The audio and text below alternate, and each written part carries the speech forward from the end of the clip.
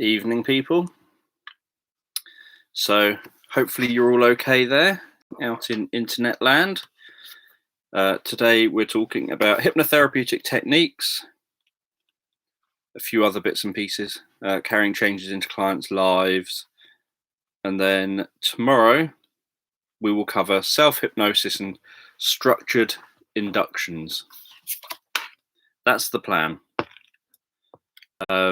And I'm trying to see what's after the self-hypnosis section. I think it's just rounding up the end. Conclusion. So I'll obviously do that as well tomorrow. So, hypnotherapeutic techniques. There are many different hypnotherapeutic techniques which could be used to help clients address their presenting problem. It isn't necessarily a case of using one technique or another, but learning about the different techniques and different ways that you can hypnotically help someone, and then using what is right for the client that you're working with. Using hypnotic phenomena. Many problems can be classed into involving different hypnotic phenomena. And because many hypnotic phenomena have an opposite, like hyperamnesia and amnesia, or positive and negative hallucination, this can be used to tackle the problem, or in some cases, the same phenomena can be used in a different way. If a client is good at doing their problem, then they're likely to be good at doing that class of phenomena. If a client is good at worrying, which is vividly and realistically imagining negative events that haven't happened and may or may not happen, and giving themselves strong negative feelings, then they're likely to have the ability to vividly and realistically imagine positive events that haven't happened that may or may not happen and give themselves strong positive feelings. What often happens is that the person who worries says they can't imagine things going well. The therapist knows that the person can vividly and realistically imagine things and can create strong feelings. One area to work on is helping the client to be able to use these skills to tackle the problem. Many hypnotic phenomena can be used to help therapy, like a smoker hallucinating a packet of cigarettes out of view so that the client doesn't see them and so won't smoke them. Distorting time so that eating each mouthful of food feels like it takes hours so that the client gets sick and tired of the time it takes to eat anything. There are many creative ways in which a therapist can use hypnotic phenomena. The crystal ball technique. Crystal ball technique is a technique for taking a look at a variety of possible future options. The technique involves imagining dozens of crystal balls in the air. Each one has an aspect of the desired future having happened and stages towards that future. It could be that the client sees a few different futures in the crystal balls. The client can then bring the balls forward one at a time, look at them, analyze them, make any changes to them before putting them back with the others. And depending on what the therapist is doing with the client, it could be that the changes to one ball create changes to other balls. So the client can then pull down other balls and look into them and keep making changes until they're happy with what they have around them. These balls can then be reassociated back into the client as a person as part of their potential future. There are many other variations, like creating timelines and manipulating these, or creating slides, or having memories on clouds, or TV screens, or any other creative variation. This can be done with potential future scenes or elements, or with scenes from the present or past, making changes, checking out how things change, how these changes impact on everything else, and whether they're desirable or not. The affect bridge. An affect bridge is where the therapist creates a link between an experienced problem in the present and its potential root cause in the past by following the emotion back to where it first occurred within that context. There are different ways to do this. To increase the effectiveness of this process, it helps to elicit a multisensory experience within the subject, engaging visual, auditory, and kinesthetic components of that experience. This helps to increase the client's focus on the experience and reduces any contamination from other sources. For example, any anxiety from feeling self-conscious or irritation from distractions around them. The therapist can be creative with the process, tailoring it to the client. The process doesn't have to be done exactly as described. For example, it could be done through imagining a golden thread, linking back into the past, or perhaps following a path back into the past, or maybe having the current memory fade away as the past memory begins to form. The decision about whether to use the affect bridge or not often comes down to the client being unaware of the cause, and it's felt that knowing the cause may shed light on how to proceed. In almost all cases, I haven't had to use an affect bridge because therapy is about changing patterns, not generally about recalling forgotten content. If we can identify the pattern from what's presented to us and the questions that we've asked, then there's usually no need to go searching for the information elsewhere. There are times that the pattern's difficult to discern, or you've tried to help the client based on the information you have and you're stuck with what to do next. An example of this for me was with a client who had a fear of flying. They lived in the UK but used to live in Australia. They'd flown many times between the UK and Australia without any fear. They're about to go back to Australia again, but suddenly found themselves frozen with fear. I tried to find out what the problem was that needed to be treated. I asked about whether they had any negative experiences with flying, what ideas were on their mind when they thought about flying. Everything I asked came back with nothing to work on, yet clearly they were scared of the idea of flying. This was the point I used the affect bridge. I asked them to focus on the feeling and follow it back in time to where it first occurred. They went quiet for a few minutes, then said, "I'm on a train from London to Paris that goes under the sea. The doors have just shut. I felt anxious and trapped. I was nervous about being trapped, going under the sea on the train. As the doors shut, they had an airlock sound, and I thought to myself how the sound is like the sound plane doors make when they close." Using the affect bridge, I found the root cause of the problem. This memory wasn't repressed. The client knew about the experience on the train, but didn't connect it with the current experience. I used the rewind technique on this memory, and about 15 minutes later, the client no longer had any fear associated with the train incident or with the idea of flying. They contacted me a few weeks later from Australia to let me know the flights to Australia were fine and as usual, and about 6 months later contacted me again to tell me the same about the return flights to the UK. Another area where the affect bridge is useful is with molar memories, which are memories that have towards and away from emotions that were experienced in connection with the stimuli. For survival purposes, the away from emotion dominates the memory. When the person recalls the memory, they easily recall the away from emotion, like anxiety or shame, but not the towards emotion. Yet the presenting problem is an expression of the towards emotion, like anger or a pleasure emotion. These memories aren't repressed. The person is aware of the memory, but they don't see the connection with the presenting problem from questioning alone, because when thinking about the memory, it doesn't appear to carry the emotion that they're experiencing, because they have no conscious awareness of that other emotion in the memory. They have to stick with the memory longer to find the lost emotion, which is driving the current problem. An example of a client with a molar memory was a female client who came to see me due to relationship problems she was having. She found that when her husband asked her to do things, she would get very angry with him. They would start screaming and shouting and throwing things at him. She'd regret it afterwards and wished that she didn't behave in this way because she loved him and felt he was a really nice man, and she wanted their marriage to work. We discussed what happens, searched for a pattern for what occurs to see if there was a clear trigger.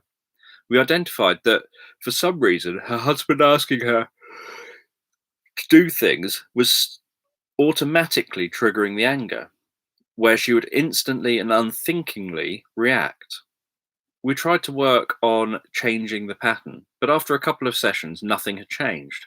I then had her follow the feeling she gets back to any memories connected with that feeling.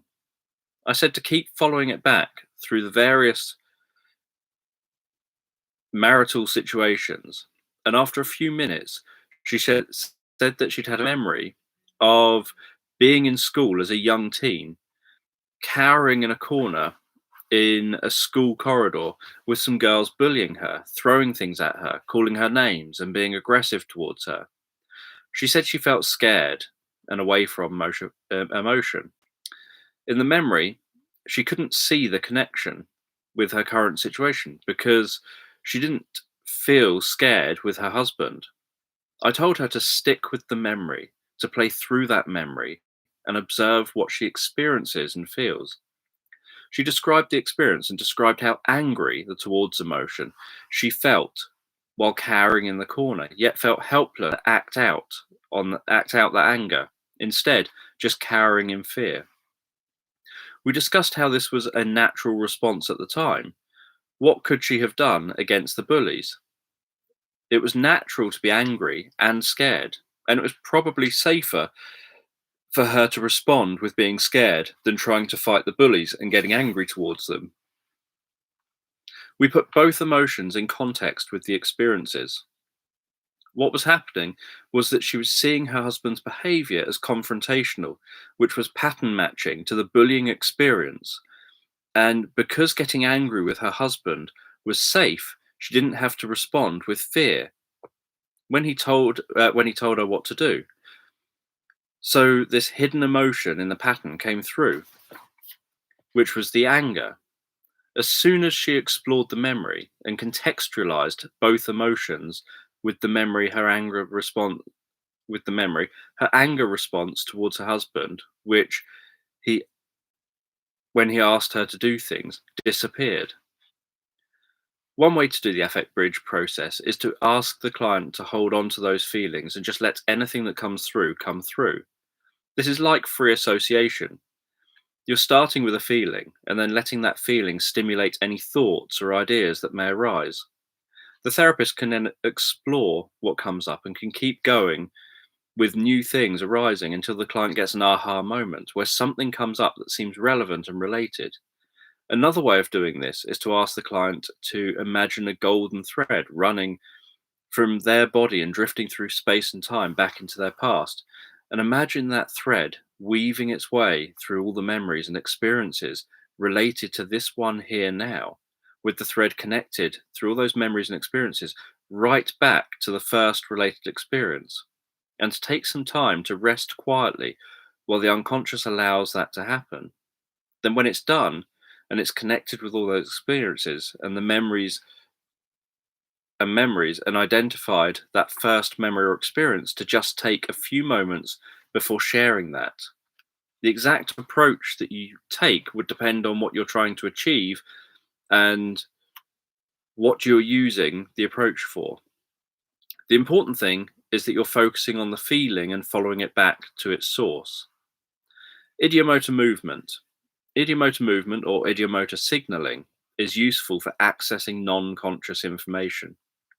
It could be through finger signals, hand movements, head nods, or a pendulum. Idiomotor movement is non-conscious movement caused by non-conscious thought. The thoughts trigger subtle muscle responses which can be noticed. Idiomotor movements happen naturally, especially in the case of head nodding. People naturally nod their head or shake their head without awareness of doing so. And this signals their intent or non-conscious views, regardless of what the client is consciously reporting. Most idiomotor movement is best for yes-no questions. Pendulums can be used to elicit a few more options. But generally, there is a response meaning yes and one meaning no. To use idiomotor movement therapeutically, the therapist may ask questions like, is the unconscious willing to work on the problem now? You can signal when you've finished working on the problem. Is there anything else that needs to be worked on? What the therapist is doing is allowing client the freedom to heal themselves in their own way. The therapist is just asking for a sign to let them know the work has started, perhaps is ongoing, and has finished, and whether there is anything else or any more that needs to be worked on. Idiomotor movement isn't the only automatic responding which can be used. Idiodynamic healing is using idiodynamic responses in this way.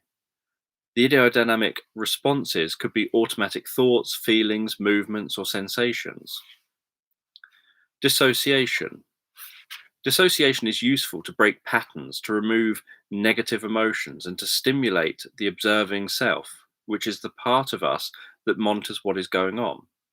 It helps to put clients into a more neutral state of mind and being, and is at the heart of many techniques and hypnosis in general. We'll cover dissociation in more detail in the next chapter, but as a therapeutic technique, dissociation allows people to gain perspective while reducing emotional intensity. For example, when working with a parent who's on the verge of kicking her son out of home, I was asking her questions about what the problem was and what she wanted to get from my support. As she was answering me, I could see that she was struggling to hold it together. She clearly didn't want to cry and get emotional. She wanted to say what she felt she needed to say. So I directed her attention to her TV and said, if we were watching it on TV, what would we see? And we spoke about what was on the TV. This kept it out of her mind. This reduced how emotional she felt while talking to me, and afterwards she thanked me for helping her to be able to say what she needed to say. She said that so many professionals, on seeing that she's on the verge of crying and getting emotional, acknowledge the feeling that they see and tell her that it sounds like it's really difficult for her, or some other comment that draws her attention into the emotion that she's trying to keep herself out of. And then she struggles to think clearly and say what she needs to say, and then gets annoyed with herself for this, which makes it worse. Dissociation helps to reduce emotional intensity of what is being thought about. This reduction in emotional intensity helps the person think clearer, as high levels of emotion reduce activity of the higher cortex. So high emotion makes us see fewer options as our thinking becomes more black and white, and we have less access to our knowledge. Dissociation is important for helping clients to gain perspective on their problems, solution, or situation. I often talk to clients about how they are the expert on their situation, but what I have is perspective. By being dissociated from their situation, and I can help them to also gain perspective. Then I usually use the analogy of people watching football on TV. People scream at the TV, shouting at the football players, telling them that there's a space or to move somewhere else on the pitch. Because as a viewer, they can see what the player can't see. Yet the player's highly skilled. The person at home watching the TV would probably never get anywhere near the ball if they had to be on the pitch playing instead. But they have knowledge the player doesn't have because of their perspective.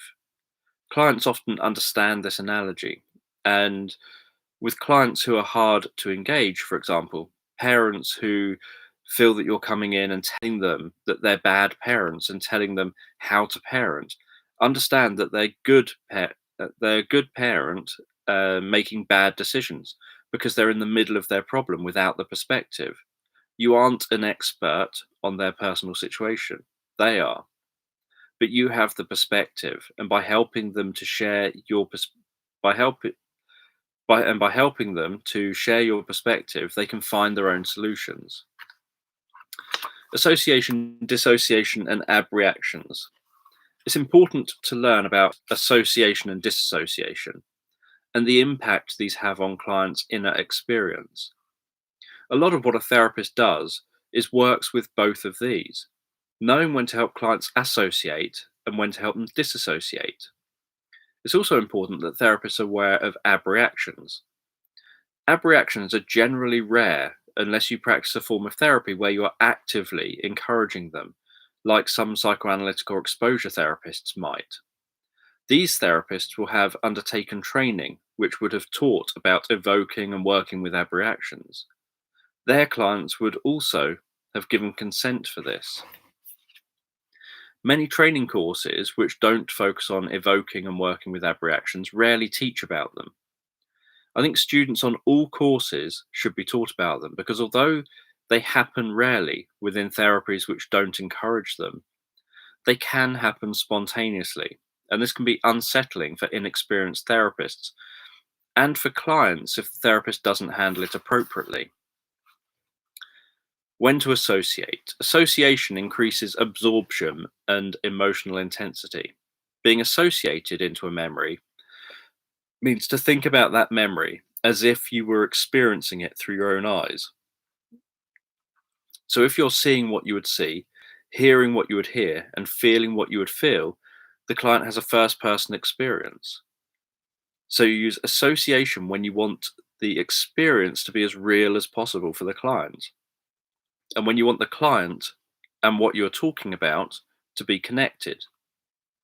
When having a client think about positive memories or resourceful memories, it helps to have the client associated in that memory so that they experience in first person and as strong as possible. Association also helps when mentally rehearsing future behaviors or responses.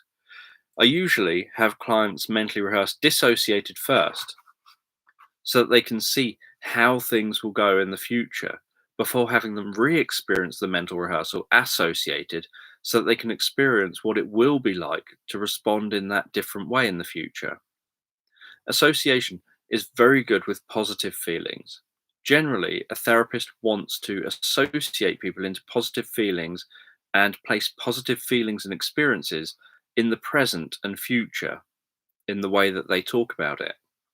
The therapist may say something like, take a moment to think about giving that talk, noticing how you are responding differently, what you see, hear, feel that lets you know you're feeling calm and focused while presenting.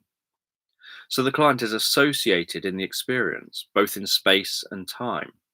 By having a client associated into the experience, the therapist will be increasing the absorption and emotional intensity that the client will be experiencing. This is why you wouldn't want to associate them into negative feelings or memories unless as part of a specific therapeutic process, because it would increase the feelings and reality of those negative memories. For trance induction, association builds up absorption, which deepens trance. So having someone watching themselves walking through the woods is different from having someone experiencing walking through the woods. The role association plays during during inducing hypnosis, is that you're directing attention into one place. The client focuses more on the areas that they're associated into, like the idea of walking through the woods, what the bark of a tree feels like, what each footstep sounds like, what the air smells like, the different things they can see, hear, and feel, and perhaps being aware of the sound of your voice, while dissociating from the sound of traffic outside and any other distractions. Sometimes when I talk, it can sound unusual because I'll mix associative and disassociative language. When I want a trait or idea to be connected with the client, I'll talk in a way that connects what I'm saying with the client. So maybe I may be telling a story about a character walking through the woods and then say, and you notice how relaxing this is. Or I should have said, and they notice how relaxing this is. I make sure that in the moment, the concept I want associated with the client is associated with them. So this is another way that association can be used while doing hypnosis and while doing therapy. When to dissociate. Dissociation is useful for having someone watch what they'll be doing and for helping someone to objectively analyze something. When you're associated, you can sometimes not see the wood for the trees, whereas being dissociated, it's possible to get a helicopter view of a situation. Dissociation is useful for reducing emotional intensity, which can help people to see alternative choices and alternative meanings, and helps clients to think more clearly. It's also easier to change something once the strong emotions attached to them are reduced, and dissociating can make a problem go away because it can make the problem pattern be recoded in the mind appropriately, like in the case of phobias or post traumatic stress disorder treatment. By having a client dissociated from an experience or memory, this reduces engagement, absorption, and emotional intensity. So the therapist should do this with negative emotions and experiences, not positive emotions and experiences. If someone in love views memories with their loved one in a dissociated way, this reduces the feelings of love that they have in those memories. It's also possible to remove feelings of love through a dissociation process, so that if the client sees the person they love, they wouldn't feel love for that person anymore. They'd feel indifferent. This may be useful if someone is having a problem with moving on following the loss of a loved one, but it could be damaging to an ongoing loving relationship if the client underwent a process like this in relation to someone they still hope to stay in love with. Dissociation is useful to use during mental rehearsal. I usually have clients see themselves carry out the desired future behavior as if watching it on a TV screen. If you dive straight into having them associated, they may have the mental rehearsal play out wrong, where there could be some anxiety in it or other undesired aspects, and they'll experience this.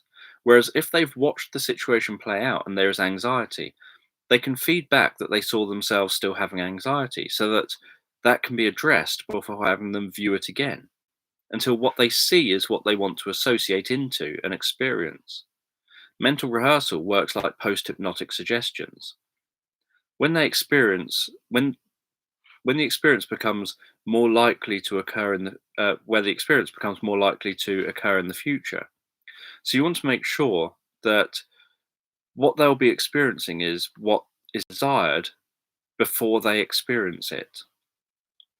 When someone is talking or focusing on negative aspects of their presenting issue or focusing on the problem, you can use dissociation to place this in the past and separate this from the client.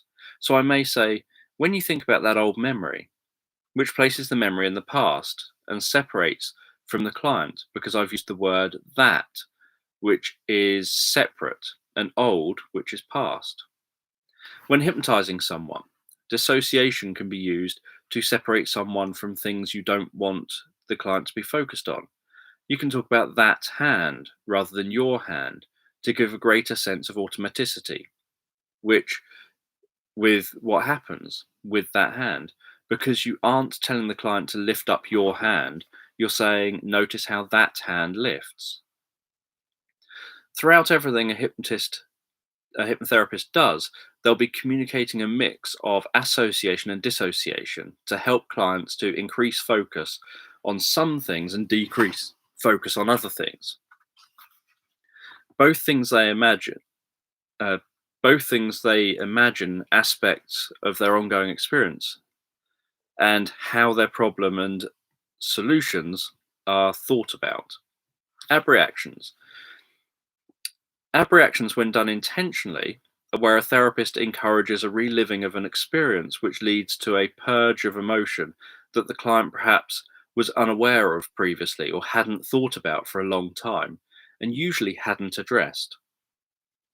It's common for people to push things away that they don't want to think about and instead focus on work or developing ways of preventing the unwanted thoughts or feelings from being in mind, like taking up drug use or drinking. Abreactions can also occur spontaneously due to a stimulus. This is what is more likely, although rare to happen. It could be that it's totally unexpected. For example, a therapist may be doing an induction where they mention being a child, and the client may have had a specific bad childhood experience that happens to relate to what was just mentioned. So they become emotional. They may not have known that what was mentioned was likely to trigger the response they had. It could be out of the blue to them. So it's important for the therapist to know what to do when it happens. Some therapists try to encourage abreactions and believe catharsis is good for clients. Often the feeling much better following a strong emotional release is just the experience of having had an emotional release. It isn't a lasting change or improvement. That doesn't mean that for some people the experience can't be therapeutic, but the focus needs to be on learning, not just an emotional release. And this learning can be done in many ways, which don't require the client to experience an abreaction. I rarely come across abreactions because I don't do therapy looking for them. When I suspect something may be emotional, I have the client dissociated so they don't experience so much emotion while they think about that memory or experience. If a client does become extremely emotional, it's important to remain calm, not to touch the client, and to guide the client through the experience without adding any content to what's going on for them. For example, if the emotional memory is an abuse memory, then anything you say or do will cloud and influence the memory. And if you touch that person, you may link the negative feelings and ideas with yourself. The therapist just wants to make acknowledging statements like having the strength to work through that. This is a safe place to work through as much of that as you need to here and now. The therapist isn't adding content, just reassuring the client that this is okay with you and it's a safe place for them to work through this. An example of an abreaction coming out of the blue for me was with a client who was seeing me for confidence. There was nothing in what we were discussing that made them or myself think that an abreaction was going to happen. We'd explored what they wanted to achieve. Then I had them close their eyes and was about to do formal hypnosis. As soon as I said the word relax, they suddenly became very emotional and angry. We explored this, and it turned out that they'd been raped by a partner. And while he was holding her down and raping her, he kept calmly saying, "Relax, relax." And so me saying relax in a calm voice triggered this memory. She didn't think about telling me this because that she had been raped, as she wasn't there for anything to do with that experience. It had happened years earlier, and she thought she'd moved on from it, not realizing there were still some things which would trigger it. I sat with her and was supportive as she had the abreaction. Then we discussed what had happened, and it was up to her whether she wanted to work on it but uh, with me, or be referred on to someone else, or not work on it with anyone, or whatever she wanted to do. This is an example of how even the most innocuous thing can unexpectedly trigger an abreaction, and why I think all therapists should know what to do if one happens. An important part of doing this carrying changes into clients' lives. An important part of doing hypnotherapy or any form of therapy is carrying changes into clients' lives. There's no point to good quality therapy that stays in the therapy room. It needs to be translated and connected with the client's life after therapy for it to have value.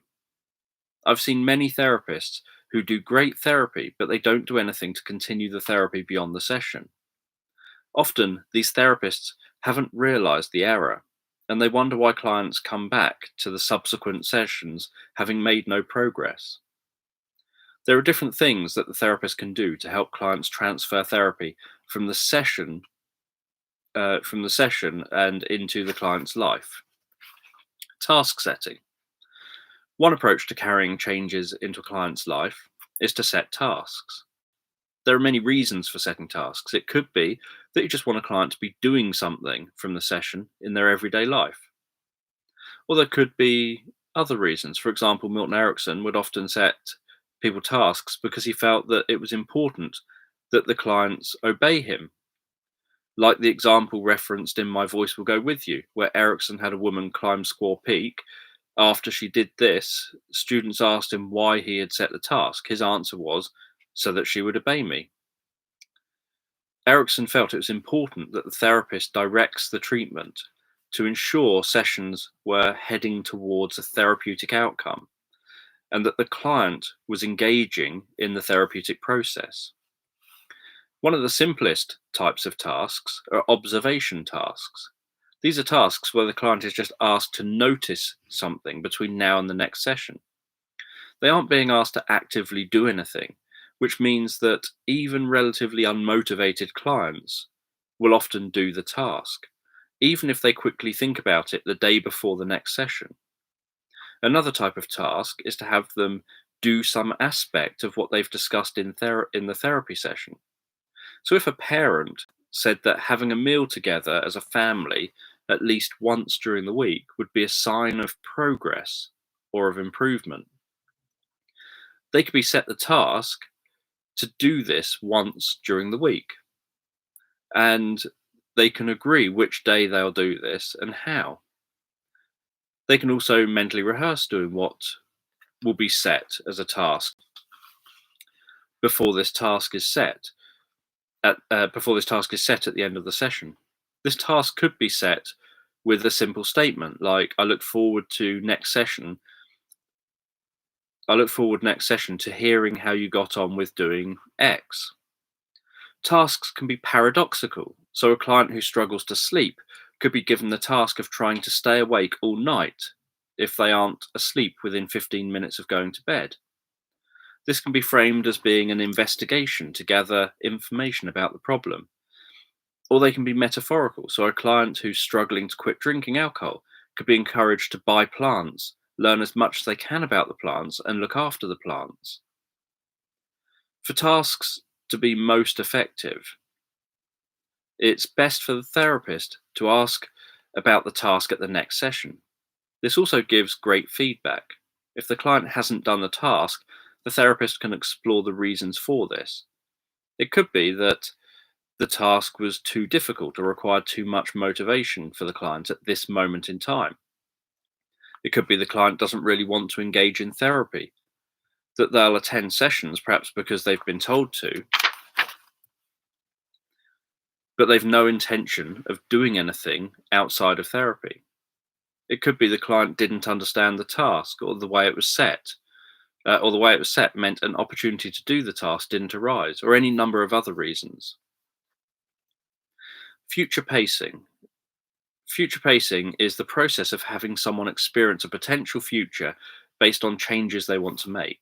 It's an opportunity to see if the changes are appropriate and if things are likely to turn out as expected. Sometimes a change may be made that seems good at the time of making it, but could lead to negative outcomes in the future. For example, wanting to get rich by being motivated to obsessively work hard, and then future pacing and seeing that the outcome of this is that you lose your family and have stress related health problems and aren't in your family's future. It could be that once this is checked out, it's decided to alter what is wanted until a way forward is decided on, which increases the chances of achieving the goal without creating the negative impact of this. If the future pacing is done during establishing the future and then rehearsing this future towards the end of therapy session, the rehearsed future is likely to be more acceptable. When rehearsed with presuppositions, which is implying the future will happen as described, and making sure there are links with the future triggers to set off that future paced experience in reality, then this will also become a post-hypnotic suggestion. Post-hypnotic suggestions. Post-hypnotic suggestions are probably one of the areas hypnosis is most famous for, and probably what caused the most controversy and fear among people who don't understand hypnosis. Despite popular belief, it isn't easily possible to make someone do something they don't want to do. I don't mean that you can't make people do things they say consciously that they don't want to do, because you can. For example, it's possible to indirectly make someone stop smoking. But if they went against any of the client's values or beliefs, then it would be unlikely to work. Non-consciously, we normally do anything that will maintain self-preservation. So even if consciously the client was claiming they didn't want to stop smoking, non-consciously, they can still accept the idea of stopping smoking because this is in their best interests and may well be what they really want. If the client is consciously not willing to accept the suggestions or ideas, and the client recognizes that suggestions are being given, then they can interfere and stop the suggestions from working, or just decide to walk away. To do post-hypnotic suggestions effectively, it's best to prime them first. By priming the suggestions with metaphors and explanations about what you're going to do, you prepare the client for carrying out the behavior. After you've primed the suggestion, it helps to leave it a little while before giving the actual suggestion. This time is given to allow the client's mind to absorb the priming, so it is waiting in anticipation for the suggestion. This will increase the effectiveness when it's given. As you wait before giving the suggestion, it can be useful to deepen the client's trance by narrowing their attention further and guide them through another transition or period of movement. For example, you could guide the client down a staircase, then through a door, or you could guide them along a country path, then out into a clearing, or simply suggest that a part of them can go deeper, go into a deeper, more responsive state of mind, and let them interpret that in any way that works for them. This compartmentalizes what's being done. It's harder to recall things when in one state compared to another state. If a client was hypnotized by imagining walking along a country path, then they transitioned into woodland, then from woodland out into a clearing, then rowed a boat out onto a lake, then perhaps dived down into the lake, into a cave deep under the water. Any suggestions given in the cave will be harder to remember once the process has been reversed. It's easier to remember the beginning and the end, and both of these match. They may remember walking into the woods. This matches with what they remember from beginning and from beginning to exit to the end of hypnosis. But the bit in the middle is often harder to recall.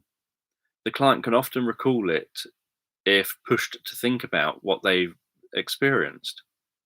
But you don't normally push in that way when you want a client to not focus consciously on something that you've done within hypnosis. When you give suggestions, you want to make sure that they're worded positively, saying what you want, not what you don't want. Often people know what they don't want and then say that. The problem with this is that non-consciously we don't as easily process negatives. This involves an additional layer of thought. It can also lead to undesired responses. To process suggestions, we have to create images of what's said. So if you say you won't have that pain when you sleep at night, non-consciously we have to create a representation of being in pain when trying to sleep at night to know what is not supposed to be thought about. Then the person has to work out what they're supposed to do instead. If the therapist and client had discussed this, then it may be simple. Perhaps what was discussed was to have a feeling of relaxation, or a tingling feeling, or a warm, fuzzy feeling, or numbness. The difficulty is that if this wasn't established, what option should the person do in response to this suggestion? They know what not to do, but not all options that they could do instead may be equally as helpful. The same thing happens if I ask you, don't think of a pink elephant. You have to think of a pink elephant to know what not to think about. But it can be very difficult to stop thinking of the pink elephant because that's what you're focusing on. The solution is to decide to think of something entirely different. Some people will realize this and do this. Others won't, and they'll find the thought of the pink elephant just keeps coming up in their mind.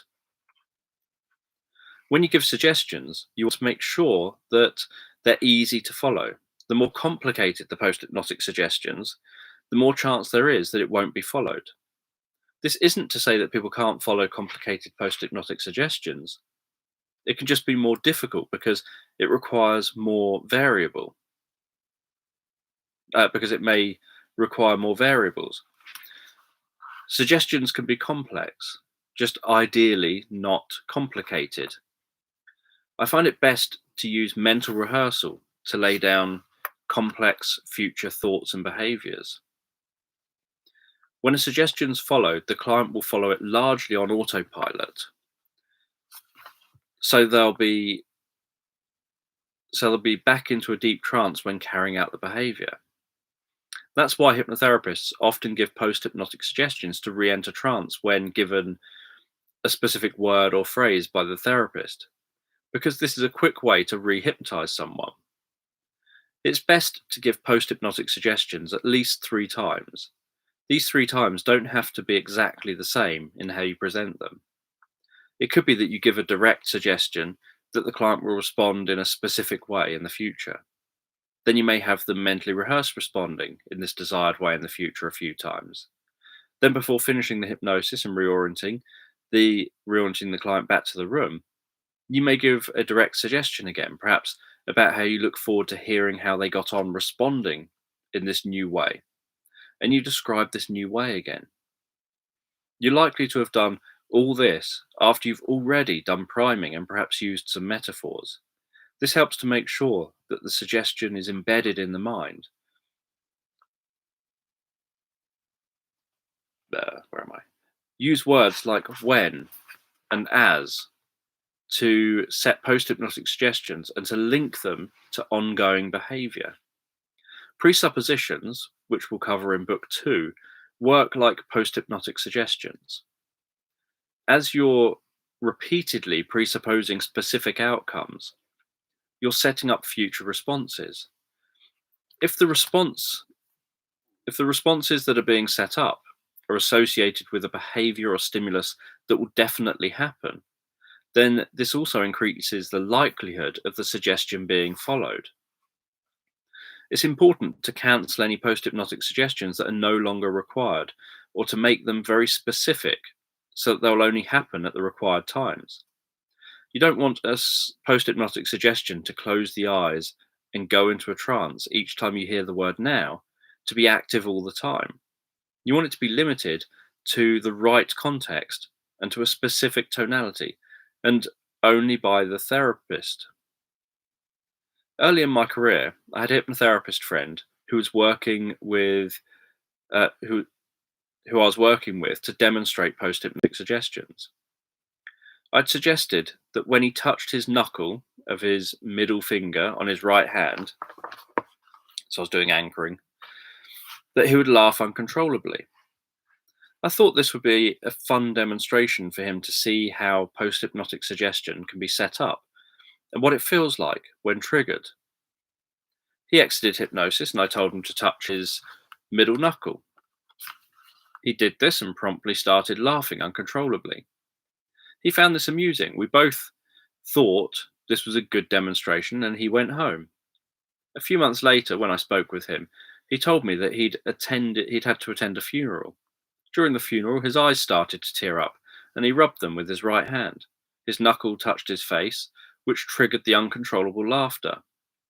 So he started laughing uncontrollably during the funeral service.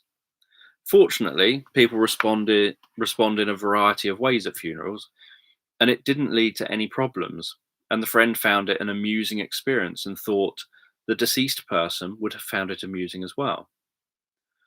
This was a learning opportunity for me, teaching me about the importance of contextualizing post-hypnotic suggestions and thinking carefully about what you're doing, and undoing any suggestions which are no longer needed, or making sure suggestions are appropriately time limited. Post-hypnotic suggestions are used all the time in everyday life. Drivers see a red light and stop. Post-hypnotic suggestions work by linking 2 things together, like seeing a red light and stopping, hearing a police siren and feeling nervous. Or if someone has a phobia of spiders, they see a spider and panic. Generally, the stronger the emotion associated with the post-hypnotic suggestion, the more powerful it is.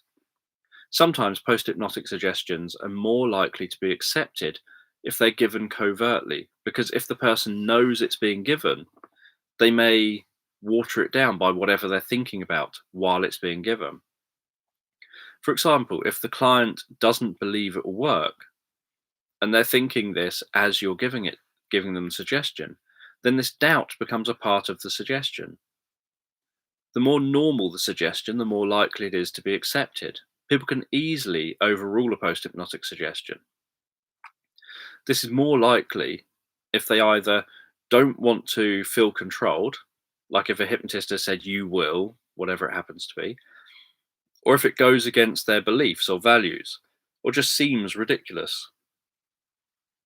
The context has a large part to play in it. For example, if a hypnotist gave the suggestion to go into a trance when they say sleep, this is likely to only work in the therapy room or at a stage show or street hypnosis act where the subject knows the person is a hypnotist, hypnotizing people. This would be unlikely to work if the hypnotherapist met the client in the street and decided to say sleep. If a stage hypnotist suggested to a subject that they act like a cow when they hear a certain word, it'll only work in the stage show where the person accepts it for entertainment and is okay with the situation and willing to follow along for fun. But these suggestions are unlikely to happen if the subject was uncomfortable with the suggestion or if it was in a different context, like a business meeting the next day. There are a small number of people who may respond to the suggestion, but it's rare for this to happen if they don't want to or don't feel comfortable responding to the suggestion. Many people may feel an urge to follow the suggestion because it's a form of anchoring, but that doesn't mean that they will all act on that urge, all act on the urge to respond.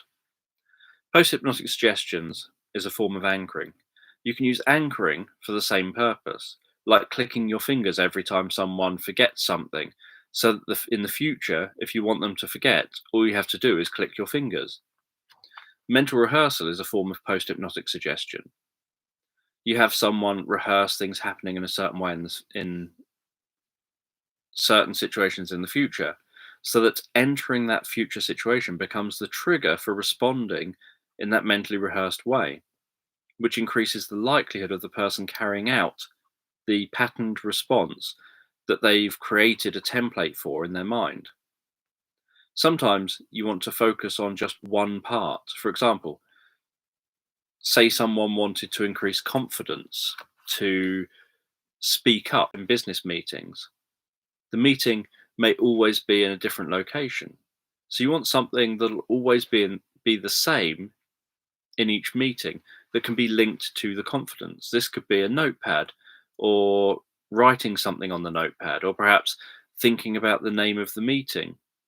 Or as they walk into the meeting, most people are good at generalizing. So after rehearsing a few different situations, they're likely to generalize to any similar situation that is appropriate will trigger that feeling. To begin with, though, it's often useful to focus on perhaps the person looking at their watch or to get the feeling of confidence, or looking at their pen or at water in, say, a glass or a jug.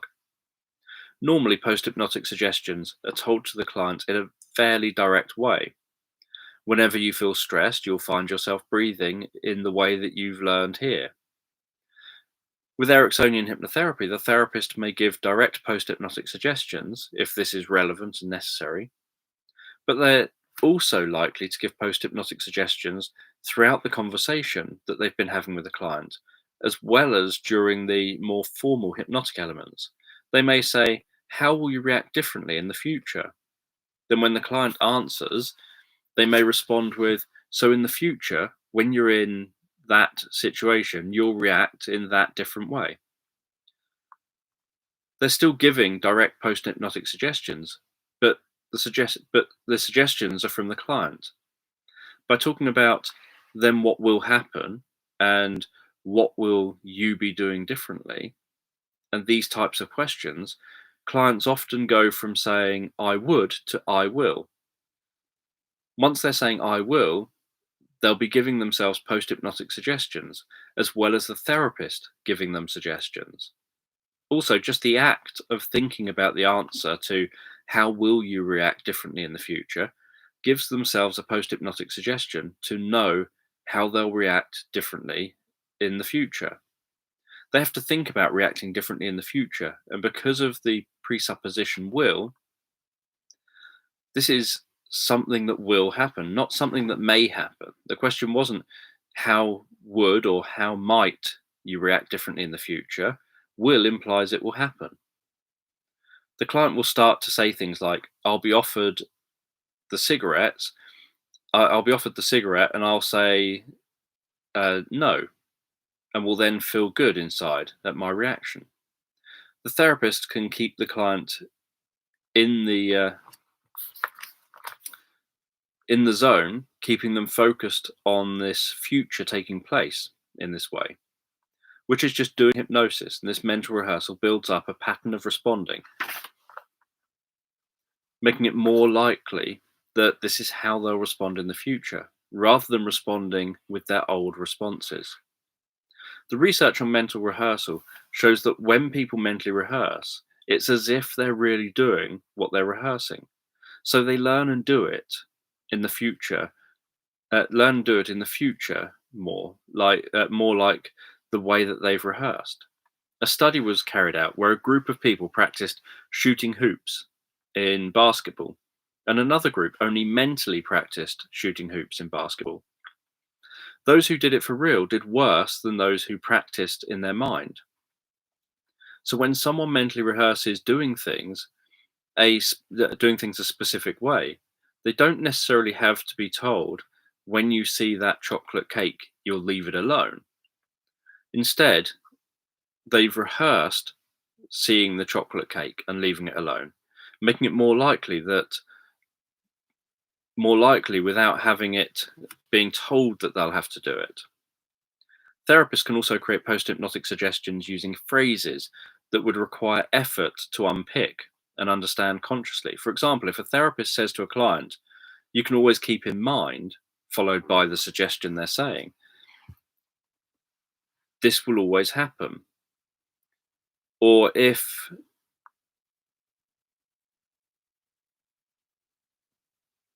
they're saying this will always happen. Or if they say, when you open your eyes, you can remember this as easily as any dream, that means when you open your eyes, you'll forget this experience. This is an easier way of inducing post-hypnotic amnesia, rather than trying to tell the person to forget or not to remember when they open their eyes. Anchoring. The human mind works through making associations or pattern matching.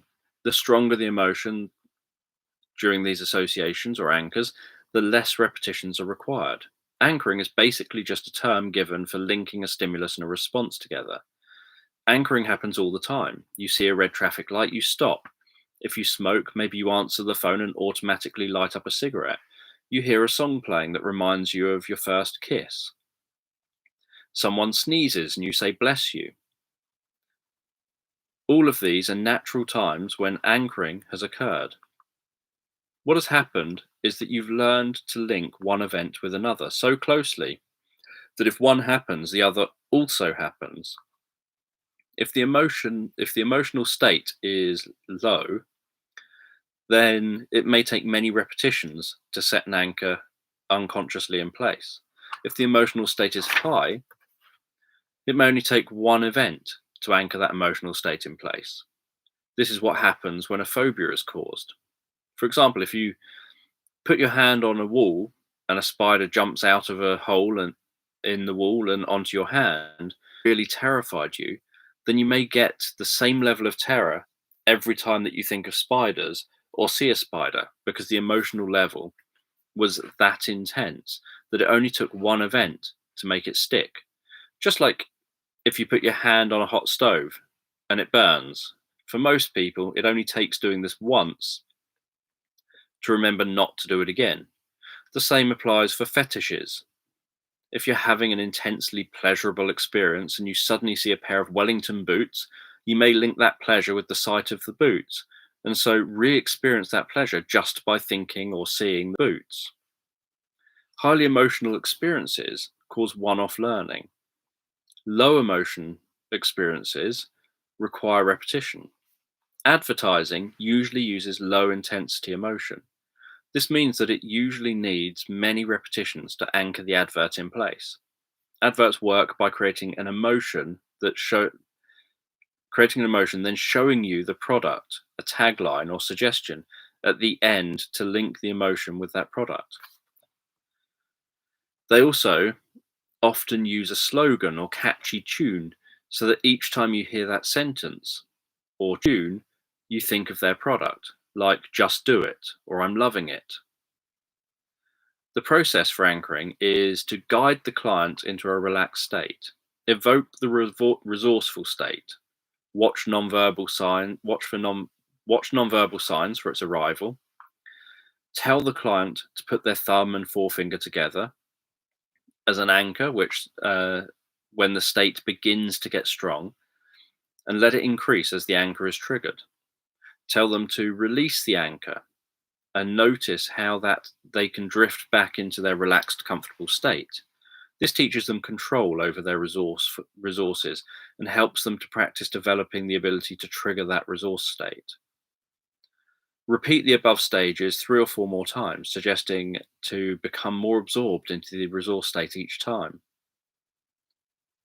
Say that their unconscious mind, or say that they can non-consciously select a time in the future that resource will be useful. And when they have that time in mind, they can give you a signal, like nodding their head. If they already know what they need the resource state for, then they can just think of this. Ask them to set off the anchor, like bring the thumb and forefinger together, and notice how that future situation goes differently with these resources. Give them some silence to integrate these learnings. Suggest that in the future, the anchor can happen automatically at times when it's appropriate, or they can trigger the anchor consciously or discover that they don't even need to. Then once the client is ready, they can come back to the room. It's not necessary to anchor in the way that is shown above. Although it's a useful process to use on yourself or others when anchoring resource states, and it's useful to learn the process before being flexible with it. You can anchor with any touch, movement, sound, visual cue, or anything else that you can replicate. It could be something specifically used by you, like a gesture or a tone of voice or a specific way that you sit. Whatever it happens to be, you have to be able to replicate it exactly each time you want to use it to set as an anchor or trigger the anchor. You may decide to stack a number of emotional anchors onto one anchor, or use different anchors for different states. There are advantages to both of these options. If you decide to stack all states onto one anchor, then by setting off that one anchor, you can trigger all these emotions in the client at the same time. It's also easier to remember than having to remember many different triggers. For example, if the client wants to increase motivation, increase confidence and self-belief, and increase enjoyment, perhaps for doing certain tasks at work, which they've been told they're capable of doing, but they don't feel particularly motivated to do. They procrastinate and put off doing these tasks. They don't enjoy doing the tasks, and they don't have the confidence or self-belief doing the tasks. In this kind of situation, having it all anchored to a single trigger is likely to be helpful. The advantages of setting up different anchors for each emotional state are that you, the client, can then have greater control. You, the client, can then set off any one state independently of the other states. You can set off in whichever order you like, rather than only being able to set them all off at once. Each different order of triggering the anchors can lead to different outcomes, despite using the same emotions. I worked with an actor who anchored different emotions to different triggers. They were then able to trigger the state required for the part they were playing. Previous to anchoring, if they needed to be angry in a scene, they had to recall something which made them angry and get absorbed in this memory, then do the scene while holding on to this anger. This would be tough if it took many takes and they kept having to come out of the state to interact and have guidance over what they should do and how before the next take. With anchoring, they would set off the anchor, be in the state without a long process of having to keep them into that, getting into that state. They used to struggle to break free from the emotions that they played during the day. If they'd spent 15 hours doing angry scenes and being an angry character, they struggled to turn that off at the end of the day. With anchoring, they just fired off a different anchor for the emotion they wanted to have after work. One thing with anchoring is that every time the anchor is triggered, it incorporates the state the person is in when triggering it. If the emotion is very strong, like in the case of post-traumatic stress disorder or a phobia, the emotion experienced just before the phobia strikes is often very minimal, so has very little watering down impact on the phobia. But if the client has set up an anchor for calmness, because they sometimes get angry, and they want to they want to use the anchor to calm the anger. When the calmness anchor is used, it's likely at a time the person is feeling angry, which is another strong emotion. With time, this anger waters down the effectiveness of the calm anchor because each time the anchor is triggered, the trigger is being linked with the anger emotion being experienced. So the client will have to regularly practice the calm anchor, where they perhaps sit quietly and calmly, trigger the anchor to anchor that state again, then go to a neutral state and then trigger the calm anchor again until they can noticeably feel the calmness arising within them from triggering the anchor. Anchoring is a highly effective tool, especially if you can elicit a high level of emotion in the client, as this increases the chances of the emotion or resource sticking in place in the future. Anchoring links a stimulus and a response together. So it's important that when you're using anchoring, use the same anchor with the same emotion a number of times in the same way. What is needed is for the person to non-consciously register the anchor. If the anchor is used subtly, like a small hand gesture or slight tonal emphasis on certain words, the person's unlikely to notice consciously that an anchor is being used at all. If, for example, you wanted an anchor to anchor motivation, which you later planned on using to create a motivation for exercise, then you may decide that you'll use a gesture like turning your left hand palm up with the fingers spread in a relaxed way as your anchor. As you talk to the client, each time you or they talk positively about motivation, you can do the gesture. Then after a while, you'll begin to notice that the client starts behaving in a more motivated way each time you do the gesture. You can then start talking about exercising in the future, use the gesture to set off the motivation feeling, and do this a few times with different future situations. There are many ways that you can do covert anchoring in everyday situations. It could be touching on the arm or a move of your head to anchor. Anchoring is used when doing embedded commands, which are commands hidden within sentences. The anchor that is done with embedded commands is the same as normal low intensity anchoring, in that it takes many repetitions for the client to non-consciously recognize and then start to respond to the pattern. It could be that if, like me, you want to be as subtle as possible, you talk to the client whilst looking at their left eye, and then each time you embed a command, you look into their right eye as you embed it, and perhaps subtly change voice tonality before looking back to the left eye. This would take many repetitions of embedding commands in this way, and as soon as the client non-consciously recognizes that the pattern's going on, it acts on the anchor for the pattern.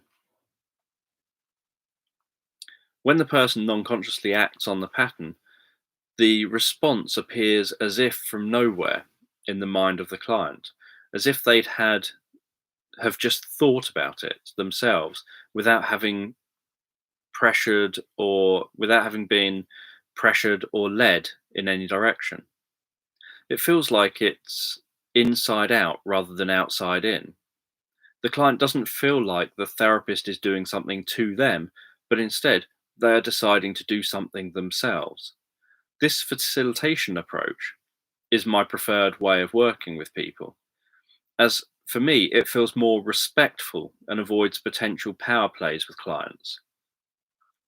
When anchoring, you want to aim to anchor near the peak of the desired state. If you anchor too early, you'll not get much of a response. If you anchor too late, the state will be declining. So what you're anchoring is the state dissipating rather than developing. Watch for the onset of states. With practice, you improve at this and it becomes more natural. There are different ways that you can do anchoring. You can use anchoring as a technique like we've discussed above. You can do this directly or indirectly with the therapist or client doing specific behaviors. You can also set up natural and contextual triggers. Natural triggers are everyday things that could be used as triggers. So it could be seeing a color or a flash of light, or it could be when doing a tie-up or seeing someone smile. The idea is that the anchor is something which is natural to the situation it's needed. So someone who wants to feel calm when public speaking could have the anchor being seeing an audience. Someone who wants to exercise more may feel the urge to jog up steps when they put their foot on the first step of a series of steps. Contextual triggers are where a specific context is used as a trigger. So it could be entering a room of people or being in a bar having a drink triggers the I'm a non-smoker pattern, or getting into a car triggers relaxation. The idea is that a contextual trigger keeps the response in context rather than having the anchor generalized, whereas a natural trigger could be set off in a range of contexts. Some benefits of a contextual anchor could be, for example, being more assertive at work based on contextual work cues that won't occur at home, so that the client isn't more assertive at home if being more assertive at home could be a problem. Right, that's the end of those bits. Next time, we'll cover self-hypnosis and structured inductions. Just dropped my pen. Not that I'm writing anything, but my pen was sitting there. So, it felt like it was going to be shorter than it was. I was imagining that it was going to be like 50 minutes or something. Thank you for popping in, Michelle.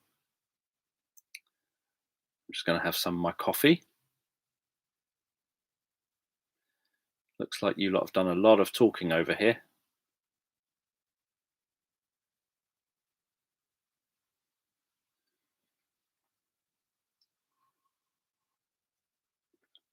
Just going to drink my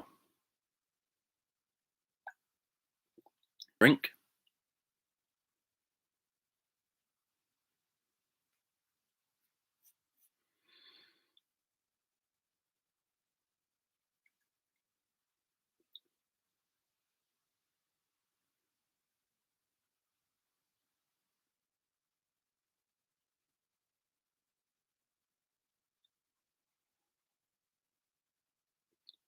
I'm just reading while I drink.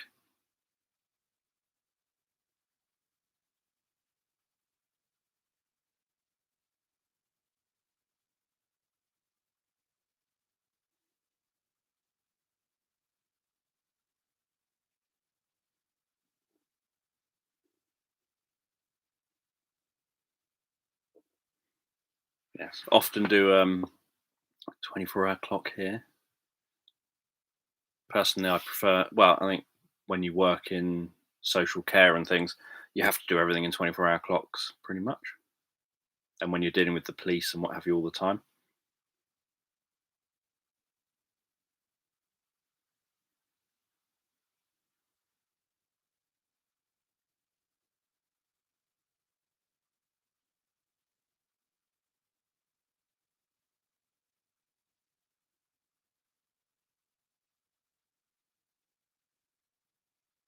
Yeah, the molar memories are an interesting thing to learn about, um, and often behind a lot of anger issues that people have, where it seems to be unexplained. So I'm talking about actual anger issues as opposed to power control. I know we've talked about it before, but obviously people who act angry or behave angry, but are not actually angry. So people who perhaps do domestic abuse, for example, um, in a power and control kind of way. Obviously, that's a completely different way of address. You wouldn't be able to like track back to, oh, that's why they get angry in quite the same way. So we're talking about normal, like natural. You respond angrily, instinctively, and it's not something that you can just turn off on a whim. Um, and the thing about molar memories is that it obviously matches back to normal sort of pattern matching, that you've got the unexpressed emotion and you've got an expressed emotion.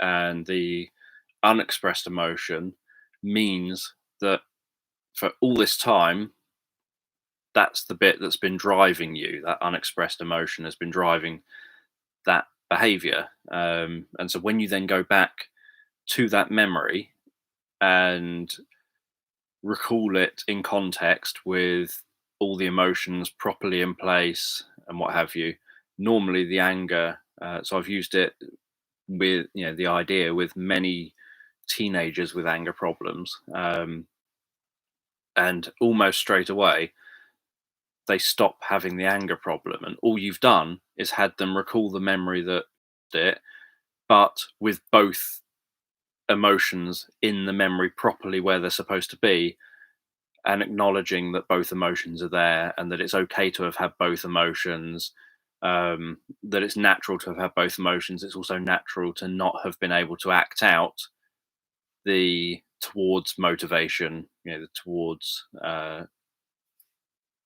sort of emotion that was there, normally anger. Um,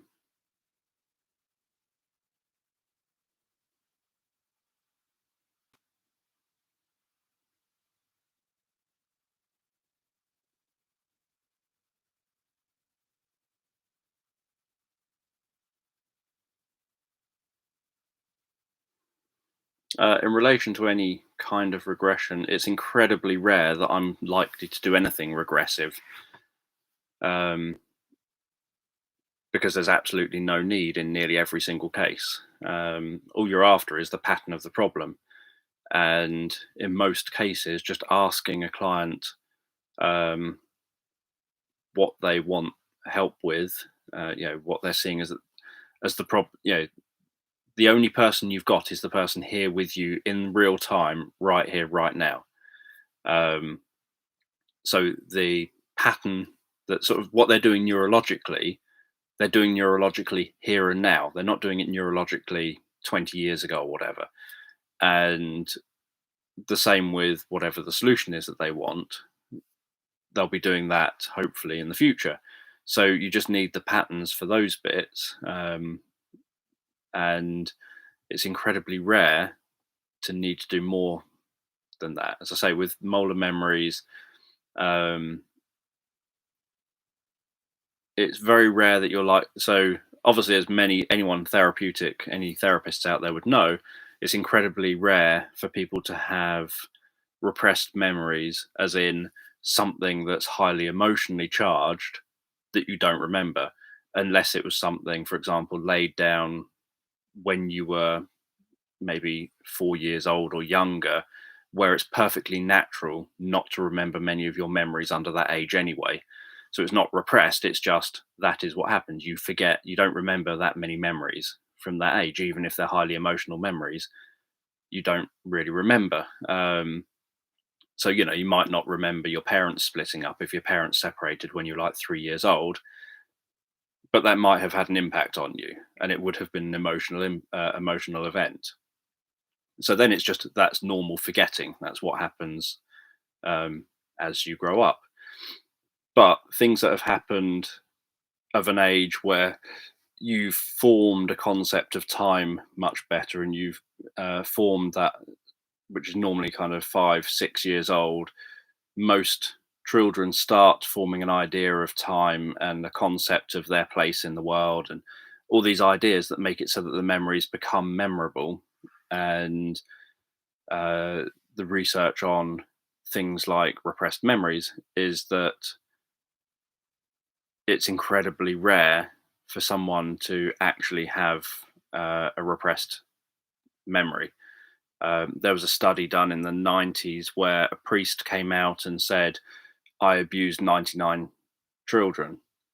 And they were kind of, I think they were old, and they were suddenly feeling guilty about this and wanted to confess it. And so all 99 children were spoken to, and none of them had actually spoken out about this happening many decades earlier. And only one of them claimed to not remember anything of it. And it was felt that that one just claimed it because it was like, well, I just don't want to say that that had happened. And it wasn't felt that they didn't remember. It was felt that they just didn't want to be involved in everything. They want to say, no, I don't remember it. Don't bother involving me in this kind of thing. 98 other people have said they do remember it. The person has said they've done it. I don't want to drag this up in my life as well. So it's very rare for people to have repressed memories. So it's not like you go back trying to find some long forgotten memory in therapy. Likewise, if you do go back to memories like molar memories, they're normally memories that the person has always remembered. It's just that they've never remembered them because they're normally quite emotionally charged memories.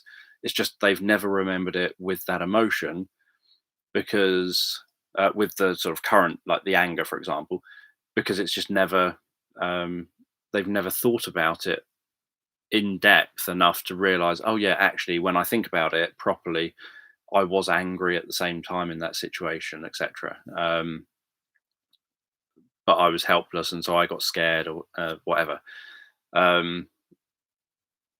So I would say that there's a small percentage of anger cases where I might think, let's see if this is a molar memory. The person hasn't kind of got results quickly just from other approaches. Technically, with phobias and PTSD, you're going back to the past because you go back and you want a really strong example of the phobia and or of the PTSD experience, and often that's going to be the first or one of the early experiences. It's not always, but it's often one of the first or earliest experiences that's the worst, because people have a tendency, say with phobias more so, have a tendency to avoid the situations that might cause them that response again.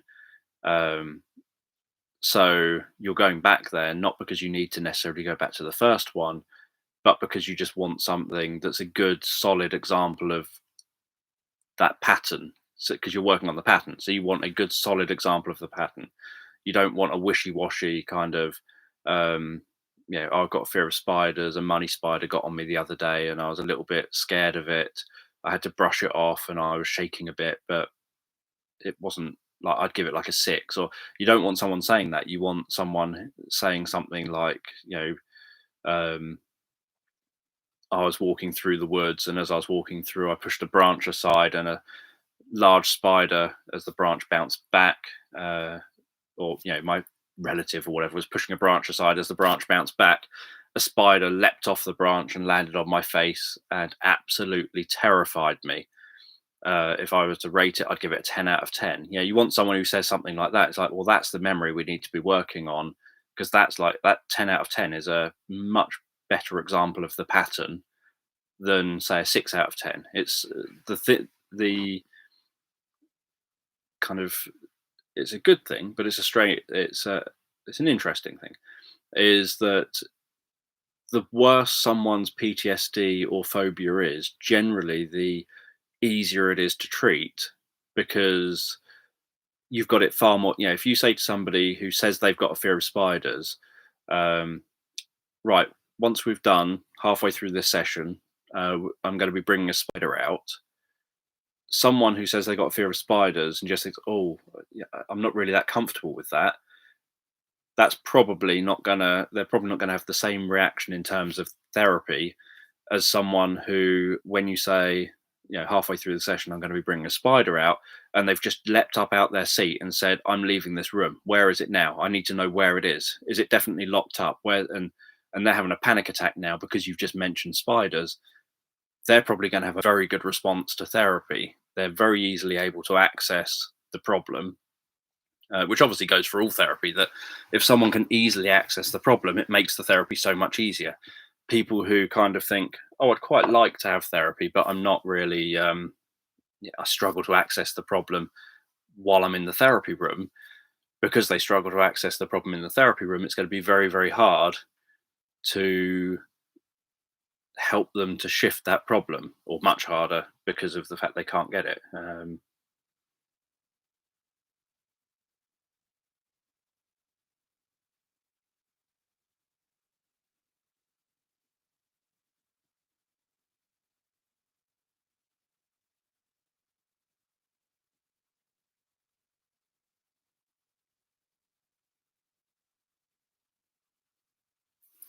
If an abreaction happens, whoever it's happening to, the thing to do is just don't touch the person. Mainly because, as I said, if you touch the person, you could link those emotions to you as a person, meaning that, I don't know, think of a few different examples, meaning that if you touch someone who maybe um, had an abreaction and it was to do with, say, abuse or something, all of a sudden you've linked the idea of abuse with you. And there have been therapists, so it may happen, it probably has actually happened outside of therapy rooms as well. But there have been therapists who've reached over and touched the client to try and comfort them. And now the client thinks that they are the abuser. And they associate the idea of this therapist now being the abuser as well. And all the therapist did was touch the client to try and calm them down and to reassure them. But now they associate that therapist as being the abuser, and they start then creating kind of the idea of almost like the memories from the abreaction that were happening now mixed with the idea of being in the therapy session, and then it can all get scrambled, and then they might end up having dreams where they then misinterpret their dreams, thinking, was the dream because that had just happened in therapy, and it can get all confusing, and they're not thinking clearly because of how intense the emotion was. And likewise, say you touch someone and it was a sort of very angry kind of abreaction, um, or an incredibly sad abreaction, then you've got that associated with you. Um, so you don't want to touch the person. You just want to be reassuring though, and tell them that this is a safe place. That it's okay for them to cry, or it's okay for them to have this reaction, whatever it happens to be. Um, and that they got the strength to work through it. And obviously, I've written a couple of sentences down in my book of the kind of thing that you can say, but it's just about kind of being reassuring, saying, having the strength to work through that. So you're not telling them what they're working through. You're not trying to mind read and guess what's in their mind and what they react, what's kind of going on for them. You're just acknowledging that clearly something is going on and that it's okay. This is a safe place for you to work through that. You're not being judged or anything. And you just let them work their way through it in their own way, in their own time. But it is very, very rare that people don't often have abreactions. It's a very rare thing generally for people to suddenly have, because something's got to have triggered it. It's if you're having it on your own, then all you can do. So just move the cursor out of the way. If you're having it on your own, we just suddenly say, look at a photo, and that makes you suddenly have an abreaction and burst out into this sort of intense emotional thing. Again, all you can do is work through it. It's not like you can stop it or calm it down. All you can do is get from the beginning of it to the end of it and have it pass. So again, probably if it was you on your own, say, someone on your own having an abreaction, say because you looked at a photo and that triggered it or something, then you wouldn't try and force it not to be happening. So I think that would be the kind of the main thing, is that you wouldn't want to be trying to force it not to happen. Um, you wouldn't be thinking, "Oh, I'm really stupid. Why is this happening?" You wouldn't be. You would just be thinking, "Okay, accept that this is happening. It's okay that this is happening." Um, Assuming that it's a safe environment, so you haven't got cooking on or something that you need to be attending to, then it could be, it's perfectly fine for me to sit down on the sofa or on a seat or whatever and have this, let this run its course and not do things that trigger more of it. So, say it was a photo, you wouldn't look at the photo again. You'd put the photo down or turn the photo over or whatever and walk away from it. Um, but beyond that, you would then just let it run its course, um, and let it pass, rather than try to stop it, which could make it last longer or make it more intense, maybe in the future or something, or have other emotional impacts because you've tried to stop it. Um, yeah, on like how you then treat yourself afterwards or something, and your opinions of yourself afterwards, perhaps.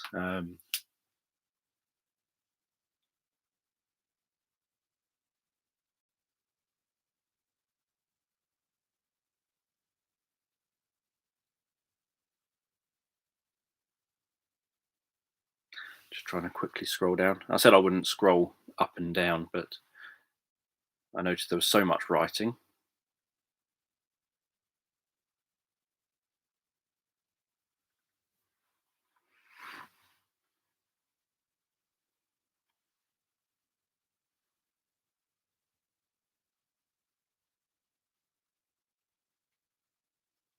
Yeah, the emotional release is rarely the end of a story, but when you feel emotionally drained because of an emotional release, obviously you're also triggering lots of chemicals within your body at the time that you have an emotional release. And so you can get a certain level of feeling good based on the fact you've had that emotional release. And then you get that relief off the end of the emotional release. And the trouble is, that's not, that's just an emotional release. That's not the end of the story. That doesn't mean things have changed for you, or that you've gained some level of insight or understanding about your situation or your problem or the pattern of it or anything. But then I've also known people who've had emotional release because they've suddenly solved their problem, which is a completely different type of emotional release. But they've had the emotional release because all of a sudden they realize they've got their life back again or something, something like that. And so that's a very intense emotional thing. And the difference is that emotional release isn't the therapeutic part, but it's based off the back of the fact they've just had the therapeutic stuff. Um,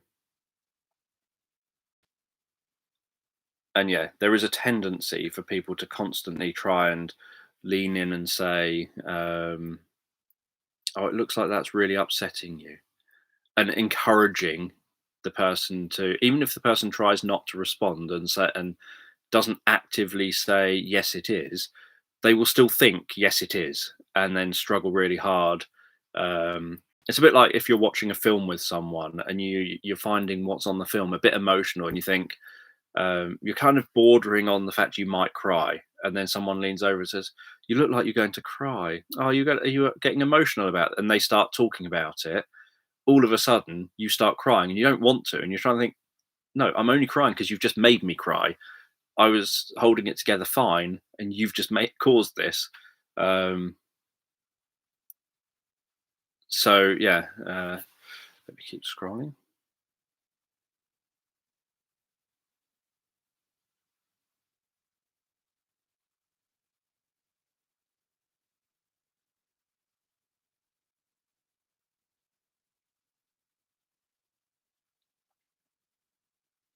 I would say emotions are normally not at all the point where I start or end addressing therapy. Um,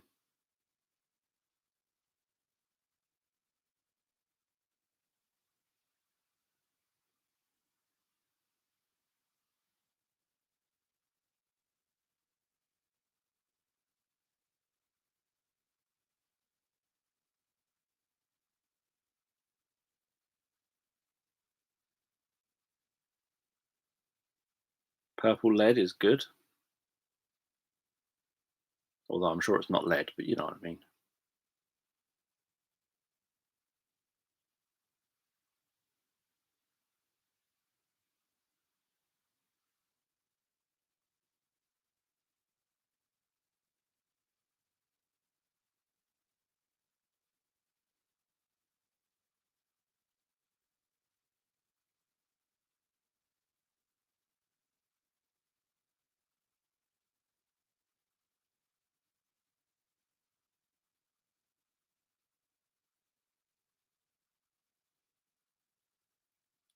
The metaphor with planting plants with the alcoholic was something I used with an alcoholic who um, drunk, mainly kind of covering up his lack of.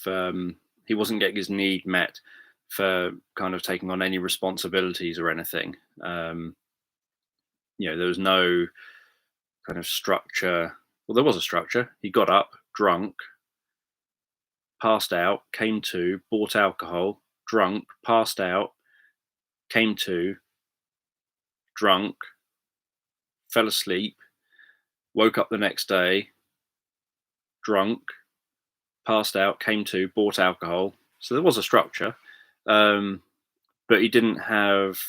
There was nothing. There was kind of no meaning in his life. There was nothing. So for that specific individual, there was no meaning or anything in his life. There was nothing that he wasn't looking after anything, or he didn't care about himself in terms of, at least at that point in his life, in terms of seeing it as important to try to look after himself in any way.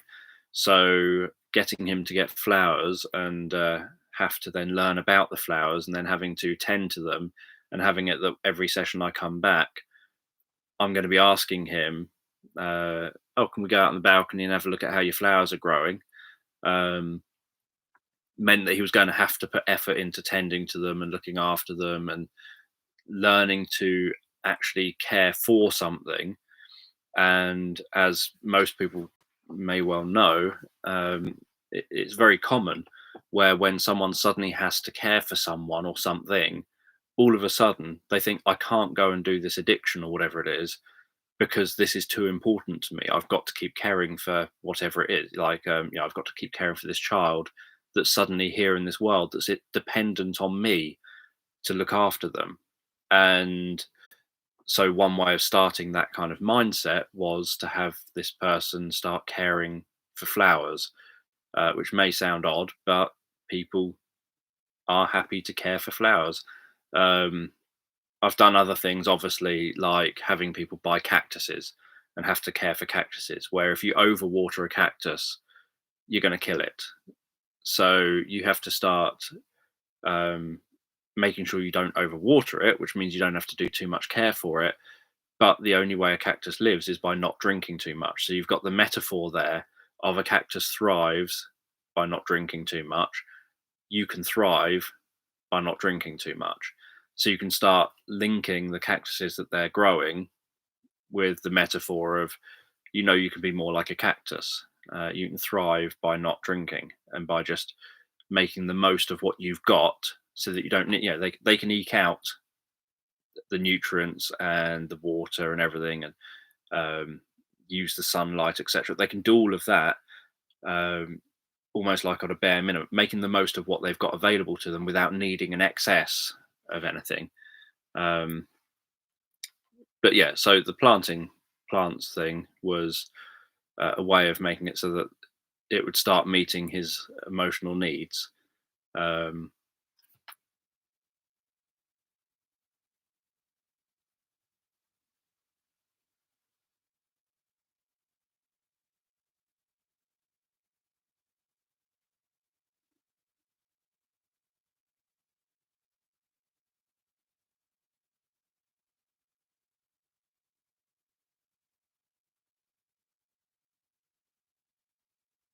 Yeah, sometimes it's just helpful to have the lowest resolution.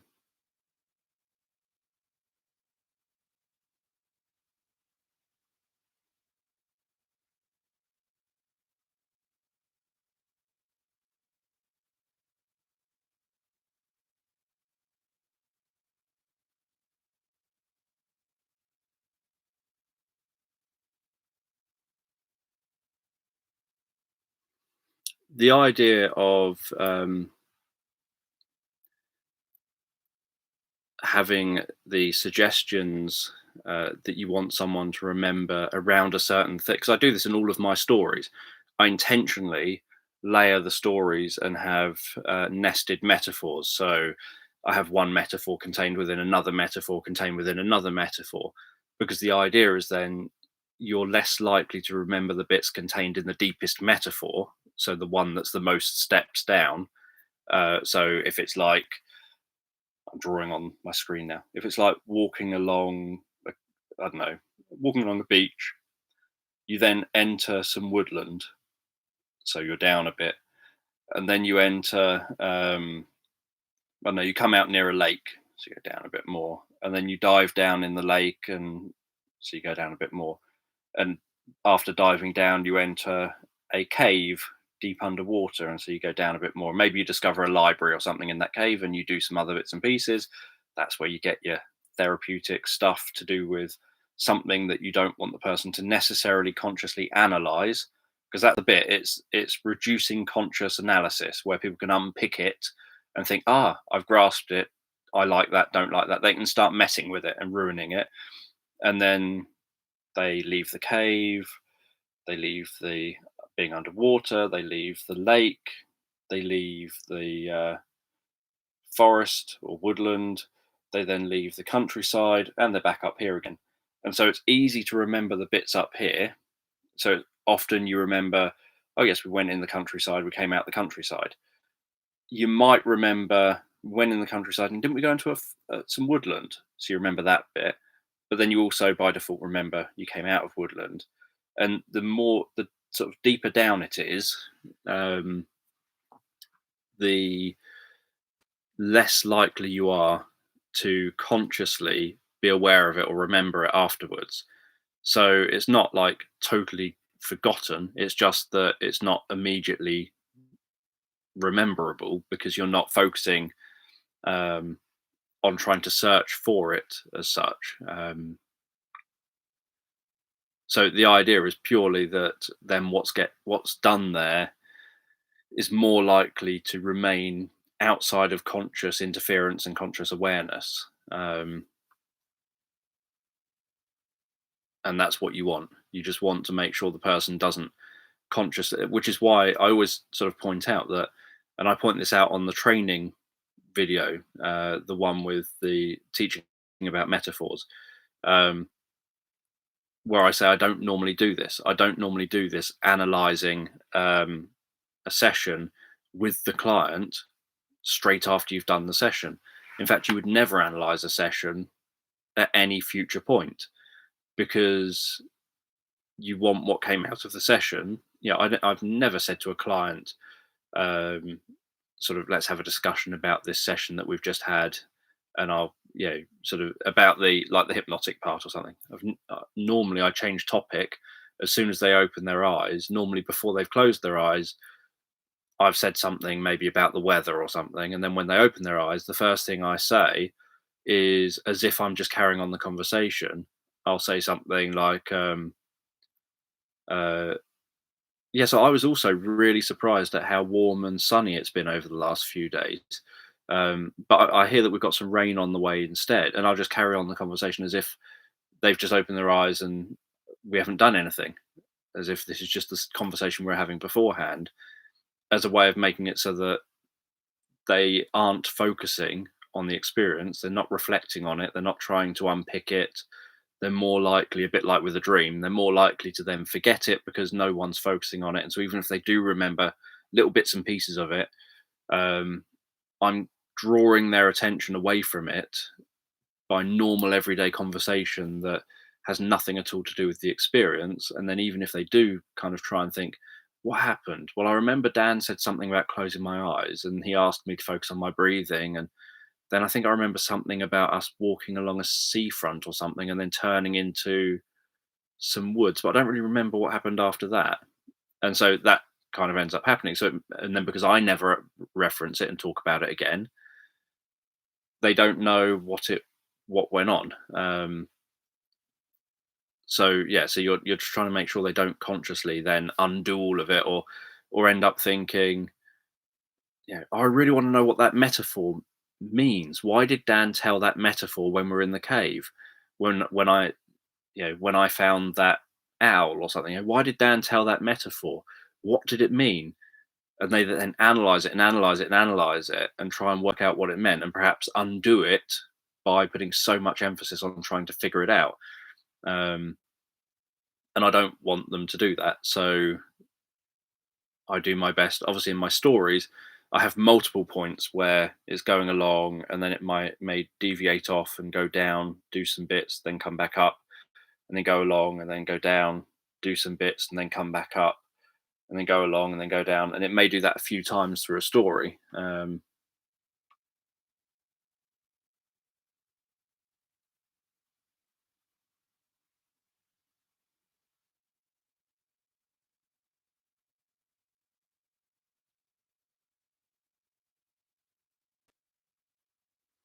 Obviously, if everyone was sleeping, then I wouldn't have to interact with anyone.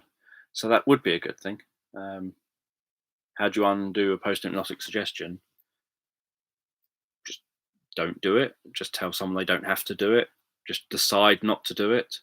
So, for example, the guy who, when he touched the back of his knuckle, sort of like that, that triggered his uncontrollable laughter, he could himself just have sort of thought, "Oh yeah, I've got a laughter trigger on that." Yeah, if he had remembered, even in the wedding, even in the funeral, even in the funeral, if he had remembered, "Oh yes, on the back of my knuckle is the laughter trigger.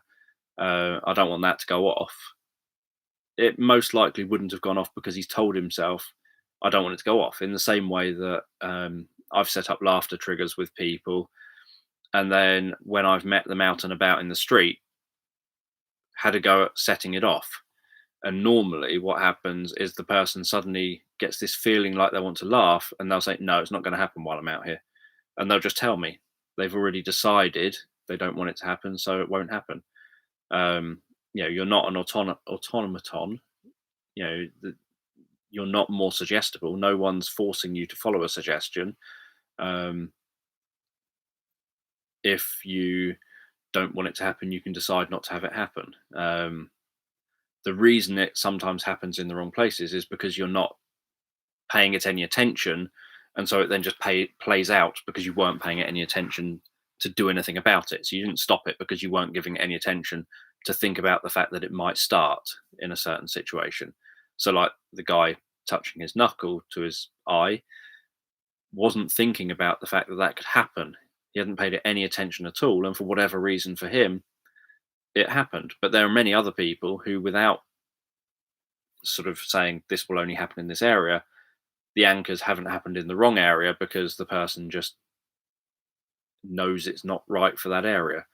Um, so for him, it might be that one of the reasons why it still happened, even though it's not an ideal thing to have happened, is because he felt, on some level, felt that it was acceptable and was okay to happen. And it did end up setting up this situation where he had a story to tell, and it did end up setting up a situation where he um, was able to say, "Oh, so and so would have liked that, would have found that really funny that that happened at his funeral." So it wasn't like a negative thing in any way. It was a positive anchor, and it went off in a way that led to him thinking about it positively. Um, so yeah, but obviously, to undo a post hypnotic suggestion, if someone had given you a post hypnotic suggestion, for example, if someone had said, "Whenever you hear me clicking my fingers, you're just going to drop deeply into hypnosis," I have that sort of suggestion set up with dozens of people, often more indirectly than that, not as bluntly as me clicking my fingers. Normally, it's like, when you hear me say now, or when you hear me talk in this tone of voice or whatever. Um, but even then, it's not me saying it as bluntly as I've said it then. Um, but again, people just, sometimes they'll think, "Oh, I just noticed myself starting to go," and so they just choose not to follow it after that. But then, in the context where it's right for them to follow it, so people who've been hypnotized by me literally hundreds of times, when I meet them, all I have to do is start talking with a certain voice, and they instantly think, "I sort of want to zone out with your voice." But they don't zone out if we're walking down the street and I use that tone of voice, and they don't zone out. They'll get that feeling like, I've got that feeling like I'm aware that I'm my brain is saying, "Oh, I could zone out now," but I'm aware that I'm not going to because I'm walking or whatever. So they'll get that feeling like they know that they could go with it, um, but they just don't, because it's not the right context. But then in another context, like if they're sat in my flat or something, I can then start talking with a certain tone of voice, and they'll zone out and just close their eyes, and they know it's a perfectly acceptable context and that it's going to be a fun experience for them. So let's go with this. And so they do. Um, so you've always got free will to choose not to. Likewise, they could, when it's being set up, tell themselves, I don't want this to happen in certain contexts. And that would also then go with the suggestion. So if I said, whenever you hear me say this, you're going to drop into hypnosis, they might kind of say to themselves, it's not going to happen if I'm outside of this room. Well, that's what the post hypnotic suggestion is, that whenever they hear my voice, not outside of this room, then that's what will happen.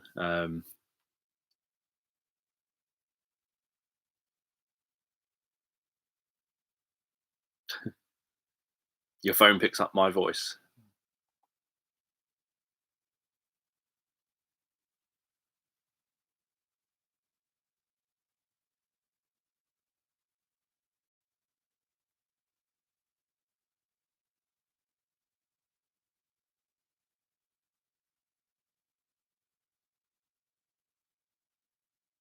Well, in reality, anchoring is pretty much the way we live our lives. That stuff happens and we automatically respond to it. Um, when you start doing something, obviously you do it consciously and you put effort into it and you have to try and make it an automatic pattern. But once it's an automatic pattern, you just respond automatically to everything. Um,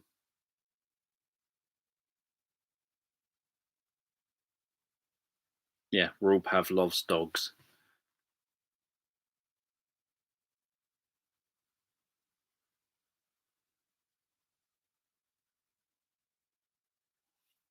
Yeah, generally commercials are very low emotion. They do always use loud shouting, but that's not to shock you. That's to make it not in the sense of shocking you to try and create a strong emotion.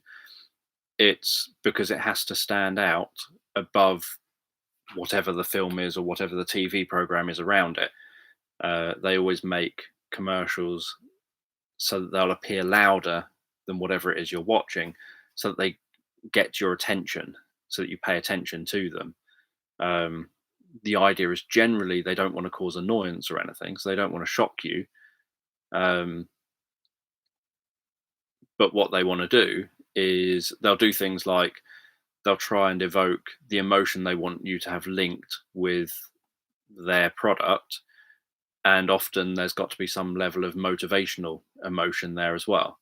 So, they'll use things like attractive people as a way of making you feel drawn towards those people. And then they'll show you, um, some kind of uh, here's the product, buy it now, or here's the product, get it from such and such now, or whatever. Or they'll show you like a car going around windy um, hills somewhere, windy mountain roads really fast, and drawing you in with the sort of excitement and the sort of beauty of the scenery and stuff like that. The sort of I want that to be me kind of thing, and then they'll slap you with the uh, you know here's our whatever slogan we want, whatever it is we want you to attach those feelings to. Um,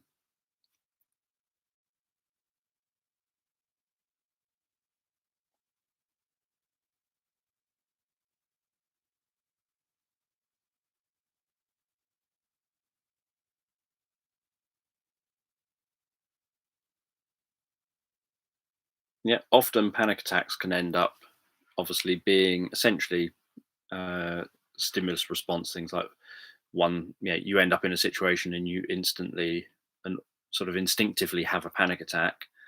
Um, Obviously, you don't normally choose to have a panic attack, but likewise, you can then set up so that you'll respond differently in that situation and not have the panic attack.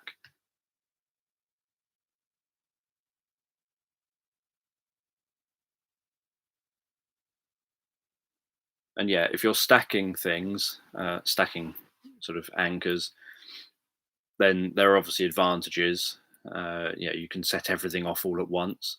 So it's kind of like having, the difference between one instrument playing and having an orchestra play. That if an orchestra makes you feel a certain what, say you love a certain piece of piano music, but when you hear that piano music played on an orchestra, you suddenly feel incredibly motivated, invigorated, and lifted. Um, you feel all kind of emotional and powerful and whatever else you might end up feeling. And that's because all these instruments, it suddenly feels really full, and it feels like it's all around you, and it feels like it's got a lot of depth to it or whatever. It's a bit like that. It's a bit like, yeah, I love the piano and I thought the piano was brilliant. But then once I heard an orchestra playing that piece, that took it to a whole new level. It's that kind of thing, that suddenly you've got everything piled in there rather than just one thing. But then there are times where bringing bits in at different times is what's going to be more helpful.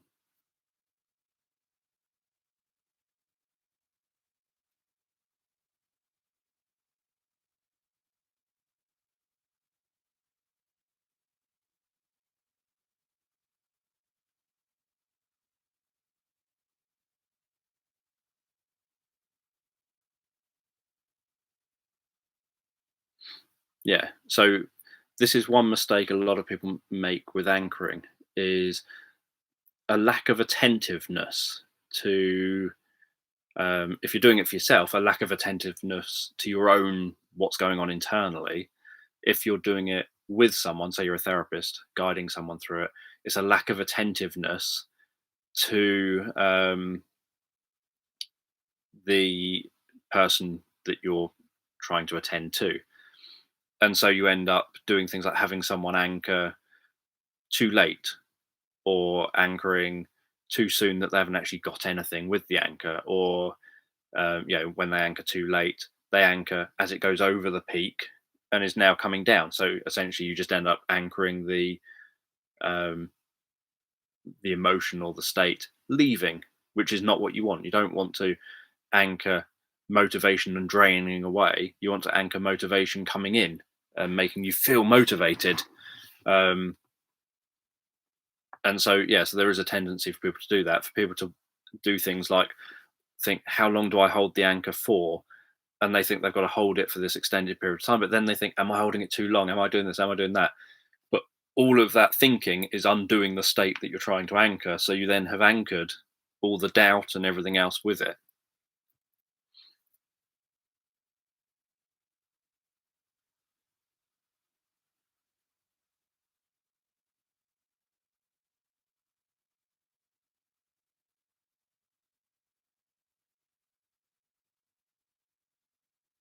Yes, thank you for the notification about the thumbs up.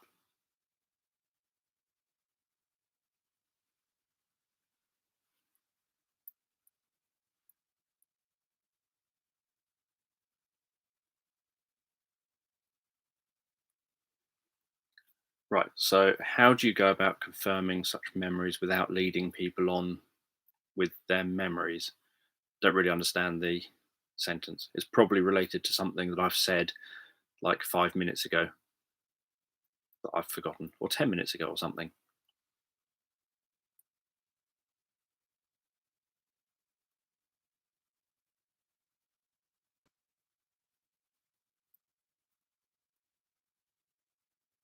I've just reached the bottom now. You lot went from talking lots, and so I've just been working through what you were talking about, to not really talking at all, which is good because it's helped me to get to the bottom. Um,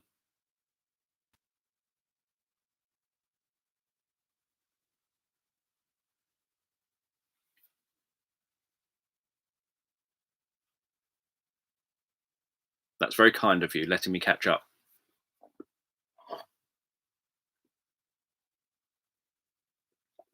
and very patient of you.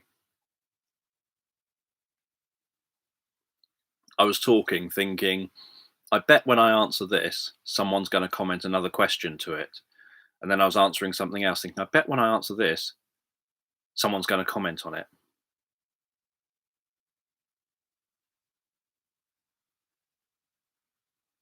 So that's a comment based on what we discussed the other day about the I can't even remember where we discussed it, what it was in relation to. About how do you try and confirm that a memory is genuine as opposed to yeah, you could have talked like that. That would have been very irritating. Um, yeah, how you confirm a memory is genuine. All you can do is uh, try to think how to ask without actually giving any information away. Um, like, for example, so you can't necessarily say exactly what it is. It's a very, very, very, very difficult thing, and often it would be better for a professional to be the one doing that questioning. So, for example, if say I'll just give kind of a therapist's example. If someone had ended up saying that they'd been abused during a therapy session, so not abused during the therapy, they'd said they'd been abused while they're in a therapy session. They tell you that, um, and they say that Uh, and so you're then sort of thinking, well, have they ever said this before? And if they haven't, generally that makes it harder for it to stand up in court because it's now testimony that came out in a therapy session rather than testimony that's just always been out there publicly, as in like within the family or whatever. It's just always been known. They just happen to have now talked about it in therapy. Um, so if it's something that maybe has never come up before, then and that person sort of says, I think this is what happened and how it happened, there's no guarantee that is what happened and how it happened. But you'd end up having, say, a professional say that person was wanting it to be looked into further because were kind of perhaps thinking about taking further action or something. Part of it would be if they're not thinking of taking further action, then they'd have to look at do they want to take that any further? Um, do they want to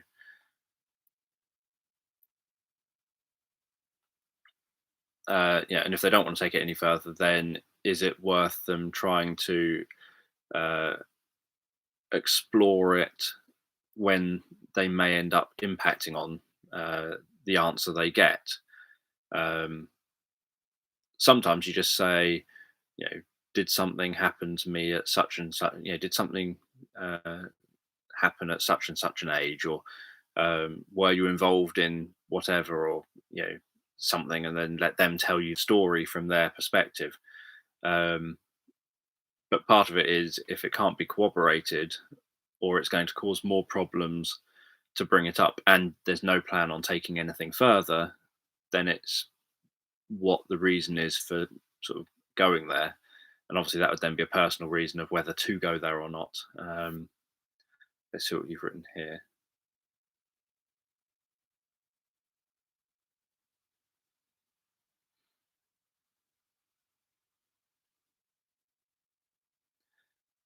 If they've said, well, if you just said, did this happen or not? And they gave you an answer, then hopefully that answer would be what they know without you haven't led them other than asking if it happened or not. You haven't said how did it happen. Um, you haven't sort of shared your details where it can then get diluted or something.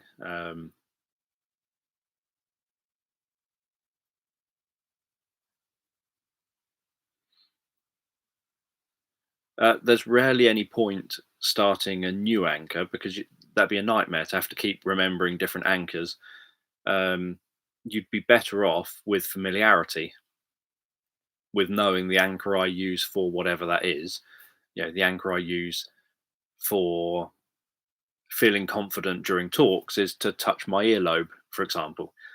You know, it's better to just have the one thing and make sure you always keep setting that up and reinforcing that one thing how you want it to be reinforced so that when you end up in the situation, you're only ever going to have to think about the one thing, not sort of say put on your earlobe and think, oh no, I changed it to something else. What was it? Was it Was it touching my fingers together? Was it clenching my fist? What was the most recent thing I've changed it to? It's just easier to keep the same patterns all the time. But also the anchoring, a bit like with smoking or anything, you build up associations. So it just becomes a habit that when you walk out on stage or wherever you touch your earlobe, you start feeling confident and it becomes a habit. Abreactions are generally very rare. Um,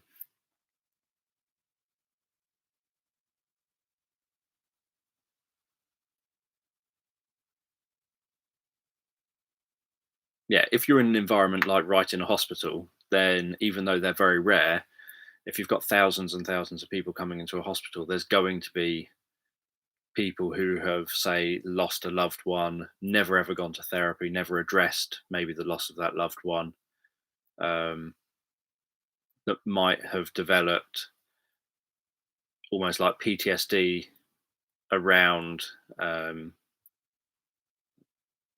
sort of situation or whatever it happens to be.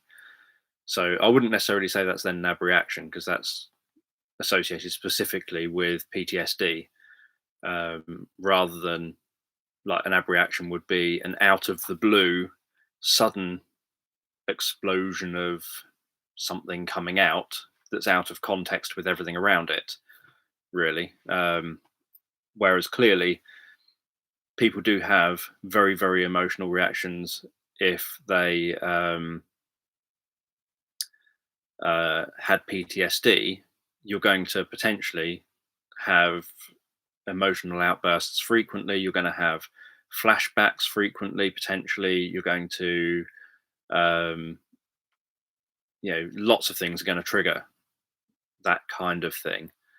Um, but then I would just say that's part of the fact the person has got PTSD rather than it being an abreaction. They're not having an abreaction in terms of, an out of the blue, deeply emotional experience, either encouraged, like, I want you to get in touch with how you feel about your mum. And then next minute, the person's bursting into tears and suddenly having all these kind of flashbacks they've never had before.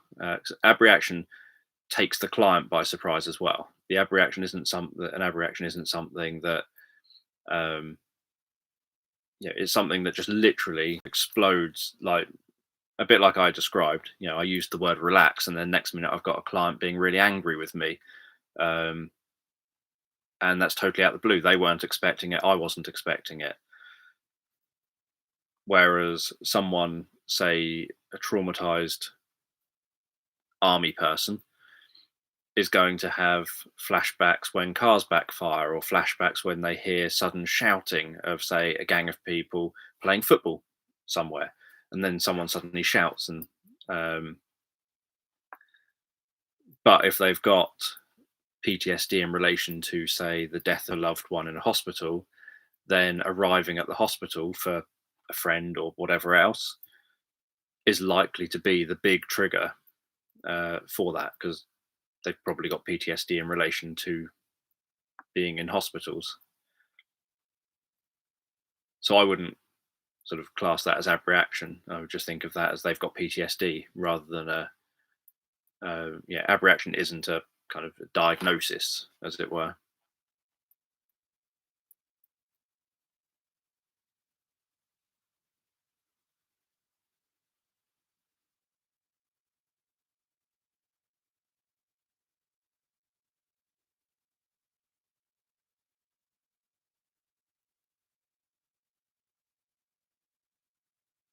And I would imagine definitely in hospitals, that's going to be an incredibly common thing because so many people have lost loved ones in hospitals or seen people really ill and then had to associate all of the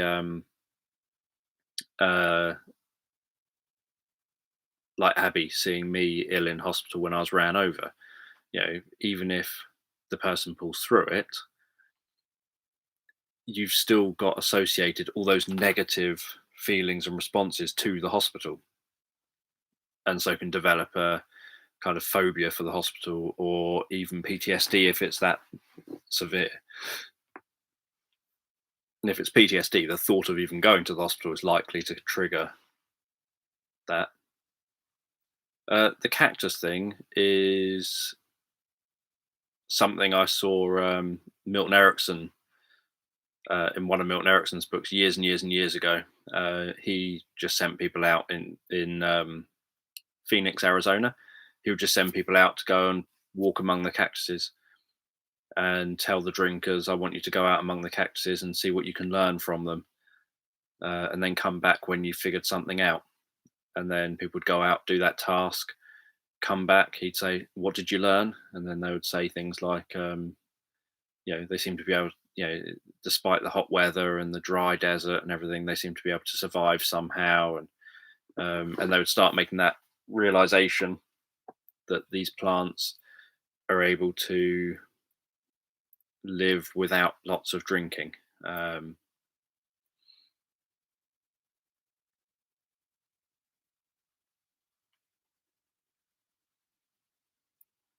Yeah. So as I say, the abreaction. So whether it's more common with PTSD, the abreaction I'd say specifically isn't PTSD, but it's buys a bunch of cactuses.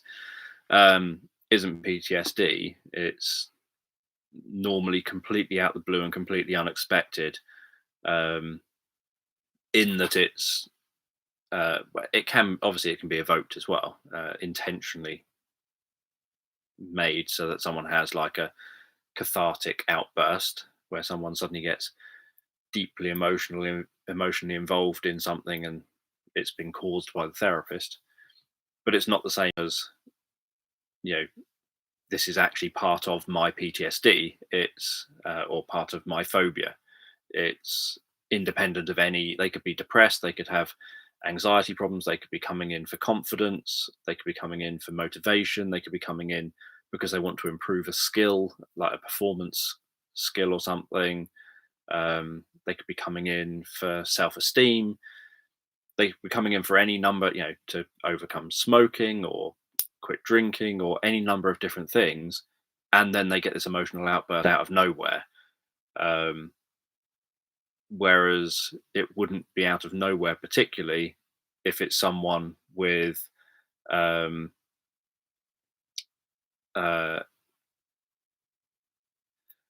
if it's something with, say, someone coming in saying, "I've got a phobia" or "I've got PTSD," I'd kind of expect that there's a chance that they then could have an emotional outburst during part of the process that we might do.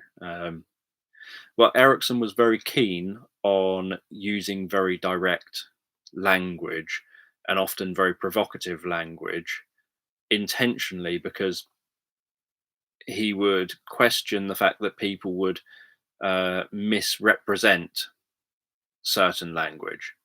So obviously, every therapist wants their clients to obey them, technically.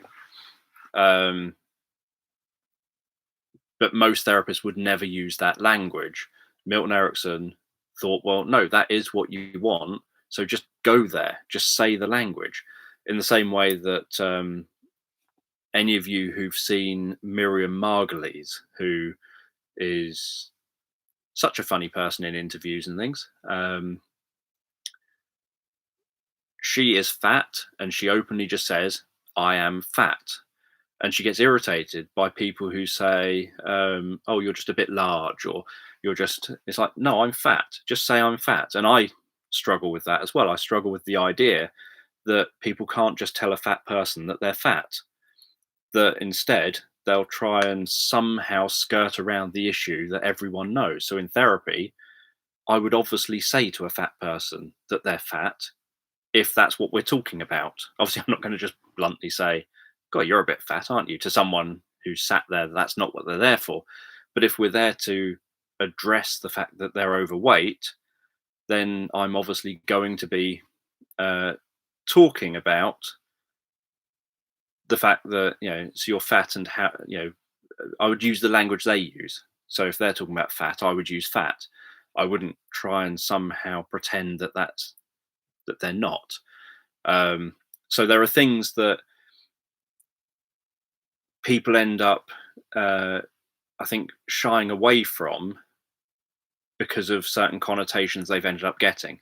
And so something Erickson did, for example, Erickson would often say, I will manipulate this person to do X, Y, or Z. And then people think, oh no, you can't be talking about nowadays. People think, oh, you can't be talking about manipulation. And yet Erickson's view is, but you are manipulating people. You are trying to make them do something. You send someone out, to look at cactuses. You're doing that because you want to manipulate them. You want to influence them to make a different life decision. And so he would intentionally use language that would come across as sounding provocative, especially nowadays. Back then, people didn't really question it. Um, but he'd use language that would sound provocative because it would be like, well, no, there's no point kind of beating around the bush and trying to pretend you're doing something you're not doing.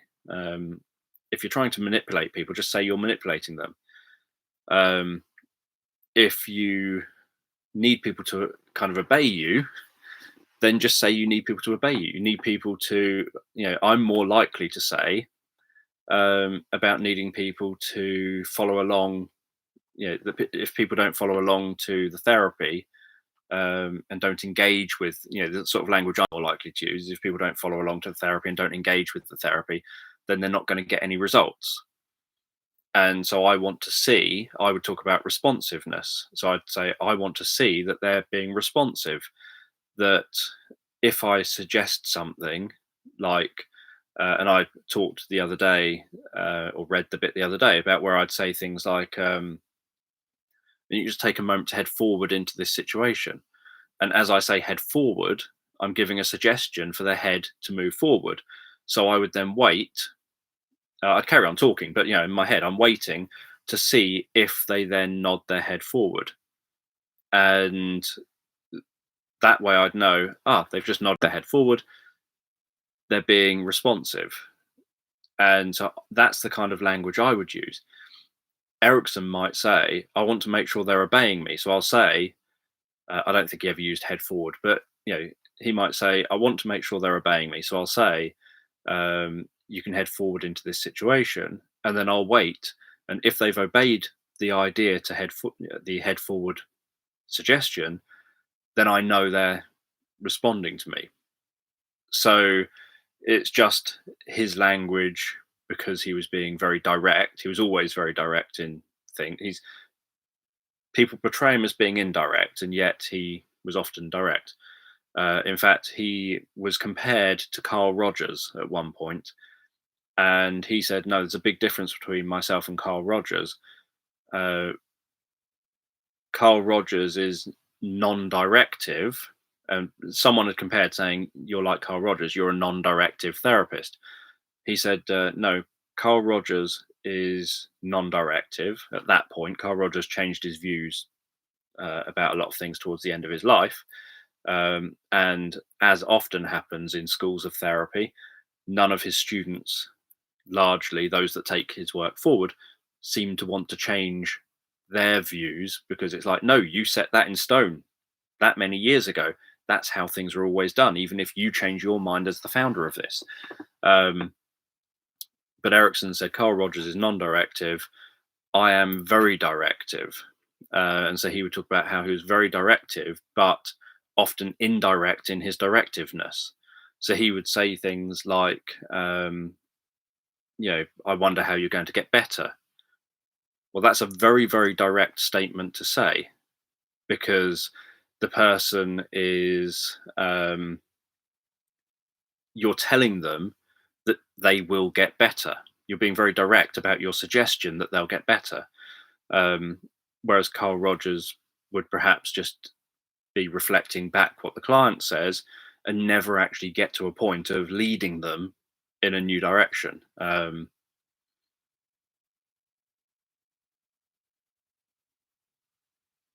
I probably would. I try not to, apart from doing arm levitations from time to time, where I might sort of sometimes lift an arm up or something as part of doing therapy, and then link something with, say, the arm lowering or whatever it happens to be. I generally try not to end up touching people. Ideally, it's nice if you can avoid getting in close proximity to people, but if you work doing a therapy, often you have to get in close proximity with people. Um, I am very, very unlikely to tap someone on the forehead, but if that's the way someone did therapy and the clients knew that that's the way the person did therapy and they were okay with that, and because that's the way they did therapy, there are many hands-on therapies. So someone doing a therapy that involved some hands-on elements, as long as the client knows up front and is okay with that, then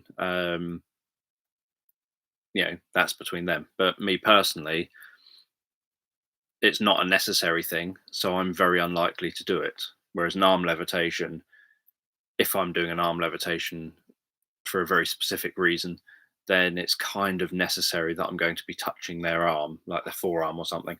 Likewise, if I'm doing anchoring and I'm the one setting up the anchor, I might touch the sort of side of the arm, just sort of reaching over a bit and tapping the side of the arm while talking about something, just to anchor with a touch. But again, that's incredibly rare that I'm going to do that.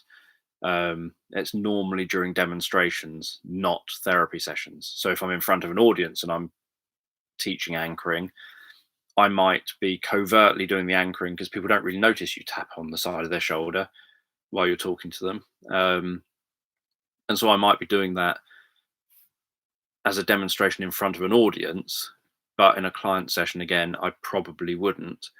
And I'm more likely to use gestures and my own, what I do. So I'm more likely to move my head to do techniques, or use a gesture to do a technique, or change my voice tonality to do a technique. So I'm more likely to do stuff where it's about me changing something I'm doing to create a pattern within myself in how I react, and then link it to something like a mental rehearsal, or link it to something a client can do for themselves. Um, but then that's just me and my way of working. But yeah, I can imagine someone getting a tap on the head and then slap in the face.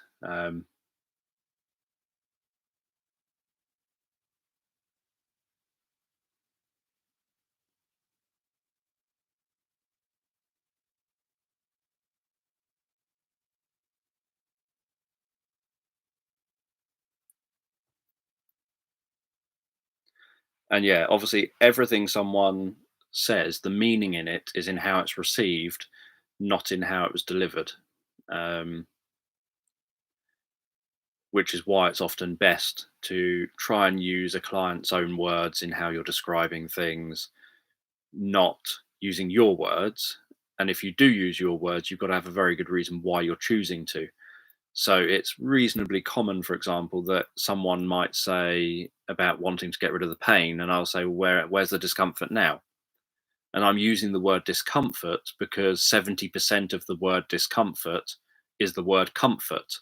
And so it means I can constantly be saying comfort to the person and start implying the idea of comfort. I can also, for example, I think I've told before about the person who came into me for therapy for one thing, or booked therapy for one thing, but when they arrived, it happened that they were out partying the night before and they fell off of a stage, like a podium thing, um, and bruised their ribs and were in a lot of pain. And they were saying that they'd quite like some help with that, as it happened. And so they'd been to a doctor's the night before and they were okay. They were just told, bruised ribs, you'll be fine. Just look after yourself for a bit. Don't go out partying and getting drunk for a little while. And so I then started talking about how fascinating it is that 70% of discomfort is comfort. And I was talking about the word, but obviously, if you say that to somebody and people take every meaning, you're also saying 70% of your pain is comfortable. And so you're starting to break down their pain. So, if I choose to change words to a different word than what a client has used, then it's going to be because there's some therapeutic benefit in doing so. Um,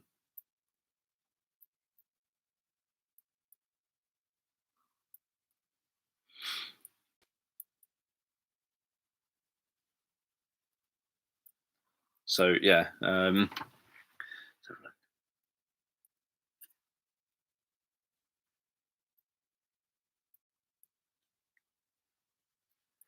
yeah, obviously changing any word becomes manipulative, which is something Erickson always pointed out, that as soon as you talk about changing different words, you are um,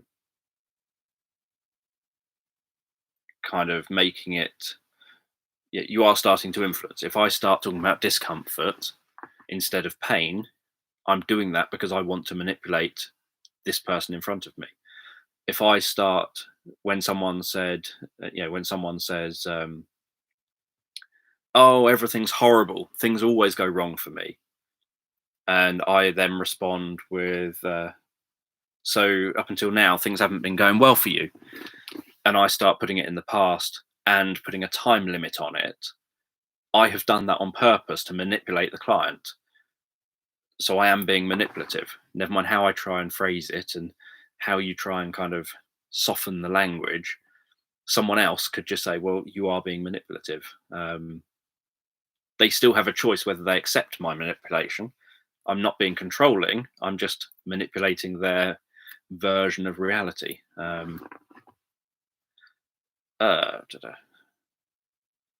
different language or example for resourceful state. Well, a resourceful state could be, say, excitement. So, or maybe not excitement. Let's think of something else. Confidence. So the resourceful state could be, I'd like to feel confident, or this individual would like to feel confident in whatever the situation is. So what you end up doing is evoking that confidence. Like you talk about times when they felt confident before.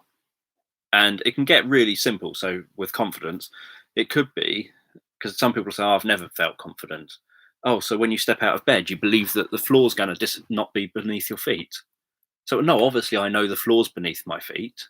Are you sure about that? Well, of course I'm sure. There you go. You are very confident in your belief that the floor is going to be there when you get out of bed. And you have just been confident with me. You've expressed confidence as a state with me about that belief that is, you are certain of that. So are you confident that the sun's going to rise in the morning? You'd rarely get someone who says, well, no, actually, I'm not. I'm always worried it's not going to go up not going to rise in this morning. It's going to just be nighttime forever.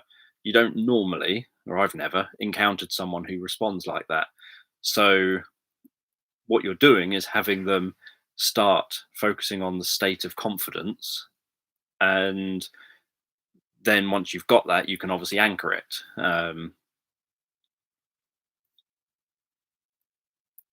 And yeah, again, it's manipulative when I tell people, got a cushion digging in my back here. When I tell people, you can remember as easily as any dream. Obviously, I'm telling them to forget because dreams are generally made. Okay, I'll remove a cushion and now I'm too low. Dreams are obviously things that you forget. Or are very rare to remember.